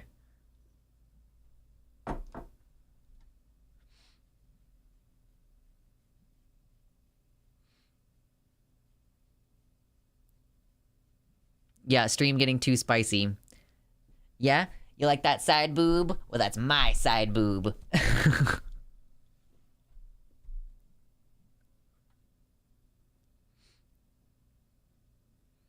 Yes, grateful to FDR for these things. Vampirella wears the look better than Sean Connery in that one movie? Oh no.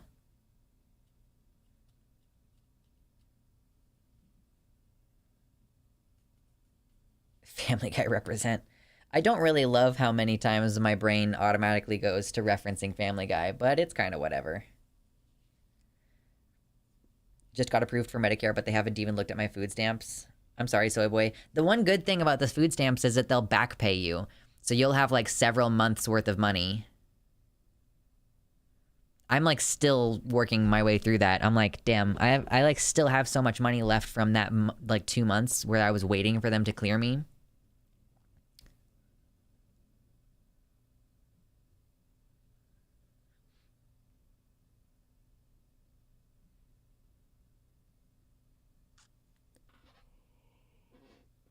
Ooh.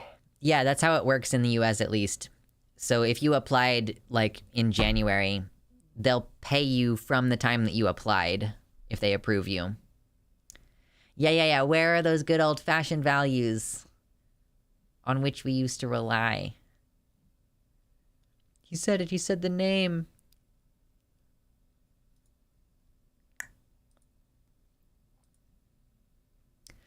Boots and cats and boots and cats and boots and cats and boots and cats. Got Guinness, got goldfish, feeling pretty good. Yeah, I was thinking about maybe dinner sometime soon.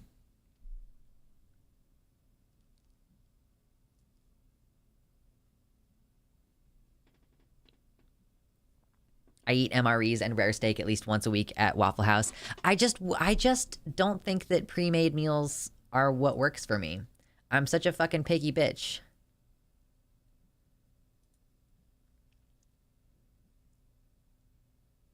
I haven't had food in months, Stan. Oh no.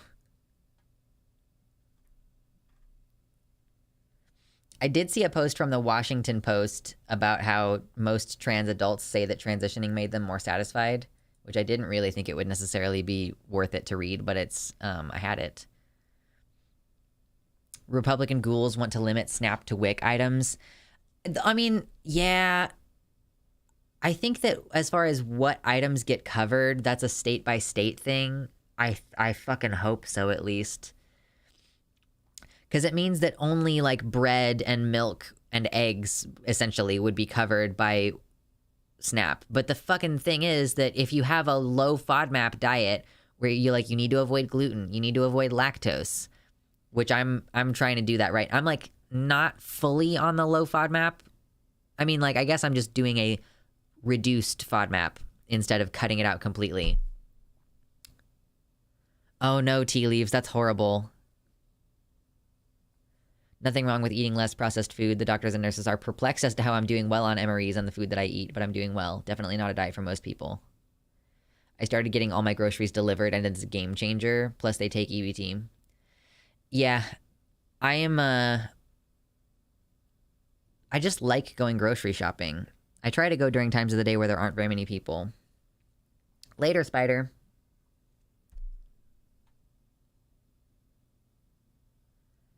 Oh, the cramps. The cramps. Having a specialty diet makes it tough. Well, it's not just that the diet is tough. Like, it's fine. Like, I am on food stamps and I can afford right now to eat even on a weird kind of diet. But the problem is that if you restrict food stamps down to, like, only things that you can use, like, staples, like, oh, you can buy flour and bread and milk and eggs. It's like, okay, well, I can eat eggs. So, like, that's just going to severely limit what I can buy for myself. I personally don't get why, yeah, I don't really think you could feel moral about yourself and still doing those kind of restrictions on people unnecessarily. Like, do you honestly think that... Here's the thing, and it's always bothered me when people are like, oh, so you think that, like, people on food stamps should be eating steak and stuff like that? And I'm like, do you think that people on food stamps don't deserve to have a birthday dinner? Like, do you think that because I'm on food stamps, I don't deserve to get myself something that's, like, gonna taste nice and be a little bit of a treat for, like... Do you think that people who are poor don't deserve to have an anniversary dinner? Andrewism put out a banger tweet about that. I don't think I saw that one. I used to go to grocery shop after getting off second shift. So much better. Daily Greaser, I'm so bummed out by one of the lasting COVID changes being that grocery stores are no longer open 24/7. I fucking love going to the grocery store at 2 o'clock in the morning. It's the best time.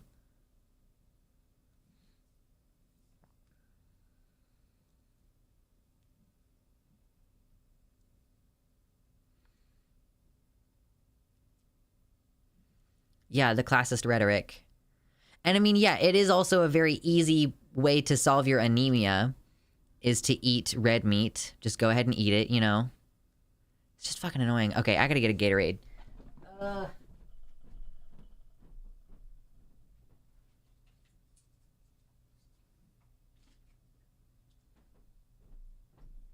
Okay. Okay, I'm actually done with the horns for now. I might actually be done with streaming here in a minute, because I am just ready to like chill and play a game or something, or maybe like finish editing so that I'll have content ready for tomorrow morning. I have content ready for tomorrow morning. It's just been delayed because of the ad problems.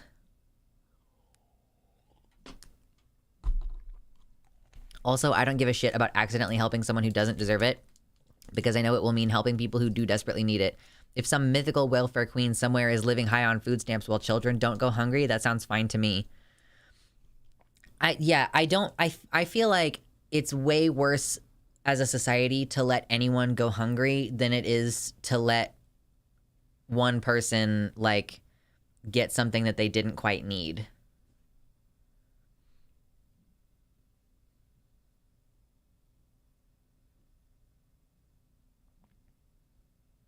Yeah, I can't go vegan because there's anemia problems. Eat the meat, truly. Delicious. You know, and it really sucks, because I actually do think that rich people, like the kind of people who get rich, they would do something fucked up, like apply for food stamps so that they can get free food. Like, they would do something like that. If it were a universal program, I do think that they would. People don't just deserve to eat food, they deserve to eat delicious food. People don't just deserve clothes, they deserve nice, stylish, well-fitting clothes. People don't just deserve the bare minimum to be alive, they deserve to live fully and have nice things and be happy. I've seen this tweet before. Yeah, that's a good one. And it kind of reminds me of the, like, give us bread, but give us roses too. I don't know where that is from off the top of my head, but I was literally just thinking about that earlier today. Because I have a couple of, well, I have one vase that I keep flowers in my home. And I would really like it if someone got me flowers, you know? Like, you know, if it's the kind of thing that I probably should tell my partner, like, hey, I would like it if you got me flowers once in a while. That would make me feel good. I only buy them when they're on clearance, you know? Like, I like bread and roses. You need roses. Like, you need beauty for the sake of beauty. If it's a universal program, though, it's much better. Everyone gets food guaranteed, and it's harder for people to double up and game the system, or it can be. Fair enough. I don't think that it's, you know, that wanting rich people to not get it means that we should let people go hungry, to be clear. I just think that it sucks that rich people are the kind of people who will take advantage of free things. You know, it's like when your super rich friend, you find out that they have like a spreadsheet of all of the times that they've bought a soda for someone at the gas station, you know, and it's like, oh, well, you owe me $5 because I bought you 2 different Coca-Colas. You know, you remember when we went on that one camping trip and then we went to that one concert and I bought you a soda both of those times, so you owe me $5. And I'm like, you're a fucking psychopath. Good night, Igor. Have fun.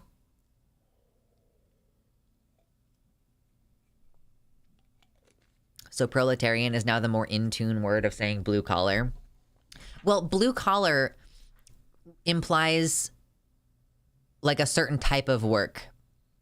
But proletarian is everyone who does work because they can only sell their labor.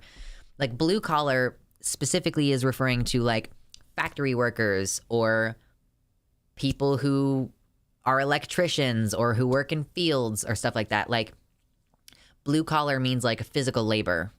And typically, the reason why the proletarian movement is associated with blue collar workers is because it's really easy to organize a bunch of dudes who work in a factory together. So like then, you know, then there's like white collar workers, which is the implication that they're wearing like a white collared shirt and they're sitting in an office. But those people are proletarian too, because they don't own any capital. The only thing that they have is their labor to sell. So proletarian refers to like any person. Yeah, no worries, Anna. I understood your question, and hopefully I'm explaining it okay. But like, yeah, the purpose of using the word proletarian is like to describe people in contrast to those who own capital. Like, the bourgeoisie class own the factory, and the guys who work in the factory are the proletariat. But also, the guy who owns Google is the bourgeoisie, and the people who work at Google are the proletariat. It's about the relationship to the means of production. I love talking about socialism and fucking anarchism now that I understand them a little bit better. Like, it's genuinely one of my favorite things, and I should do more of it. I guess, like, that's how I have to get into anarchist theory, and then I'll be able to talk about it with more confidence. I gotta get this bread. I should add the Kuropatkin book to my Amazon wishlist, shouldn't I? I should try to get the... I should try to make it happen.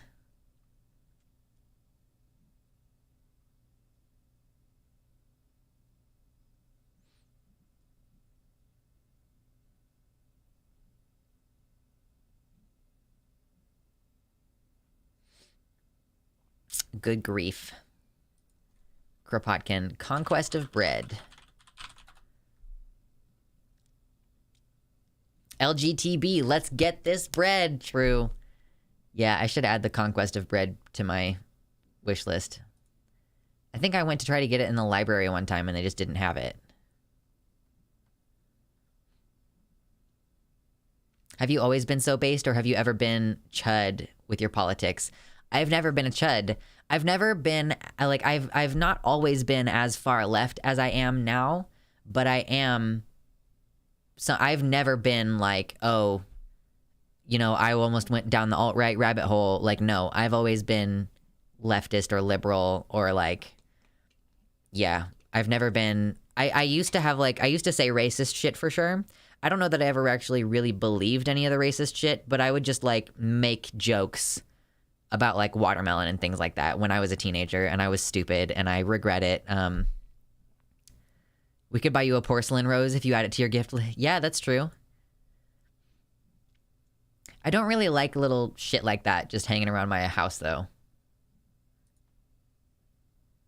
If it was made by a person in my chat, then yeah, absolutely. Like, that would be different. It's free on the Anarchist Library website. I just like to sit and read a book, though.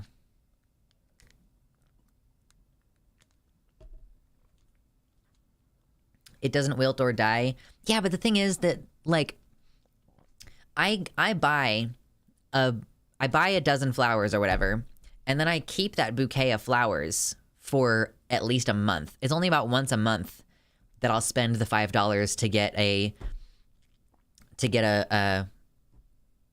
bouquet that's already on sale. Like, they're already trying to get rid of it because it's kind of starting to wilt a little bit. Because it's not just that the aesthetic of the flowers works with the way that my house is set up, but also the dead flowers. It's like, that's also part of it. The dead flowers is also part of it. Okay, Persephone, listen, bitch.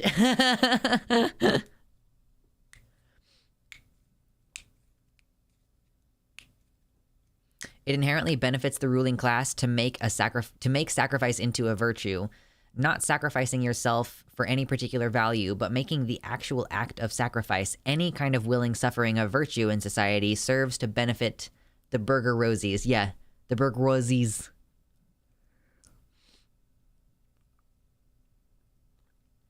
Yeah, there is a bit of a delay. Don't worry, Anna.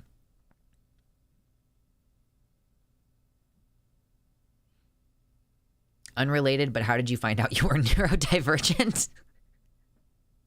Oh man, I mean, I've been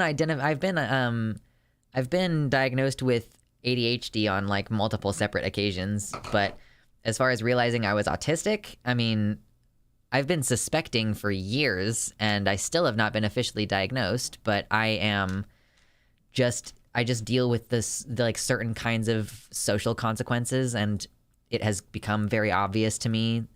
Like, when I talk to other neurodivergent people, like, I'm like, oh, you people make sense. And then other people are, like, telling me that I don't make sense and insisting that I said something that I didn't say and expecting me to conform to their style of communication. Like, yeah, I mean, it's just, like, a lot of stuff. I don't know.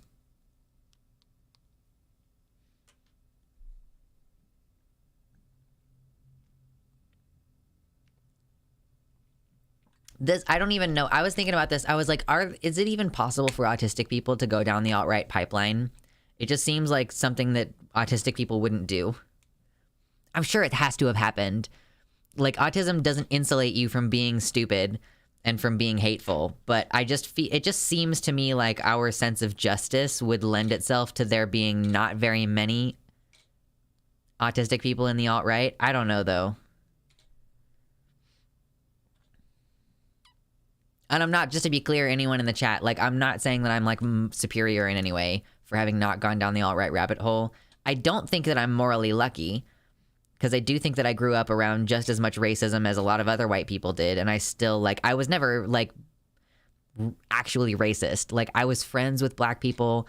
I went over to their houses, and their moms, like, took care of me, and, you know, I appreciated them as people in a way that I don't think, you know, even if you are, you know, sometimes you can be around black people and not come away with that impression. And I did come away with that impression.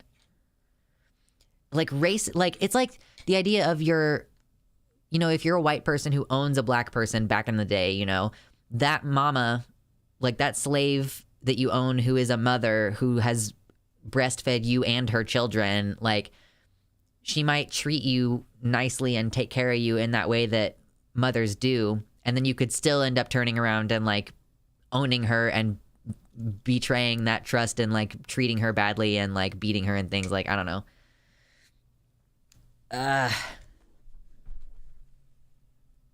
Oh gosh.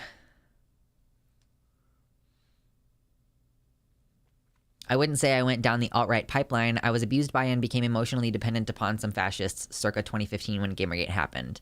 Never went right of center, but the fact that I not only tolerated them but was emotionally dependent upon them was scary. Yeah, it's so scary.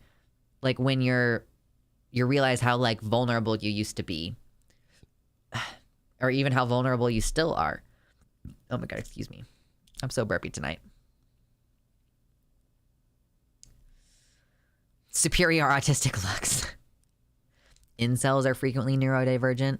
I mean, yeah, I don't doubt that. I don't think, you know, incels are not, like, a fully overlapping group with, like, Nazis.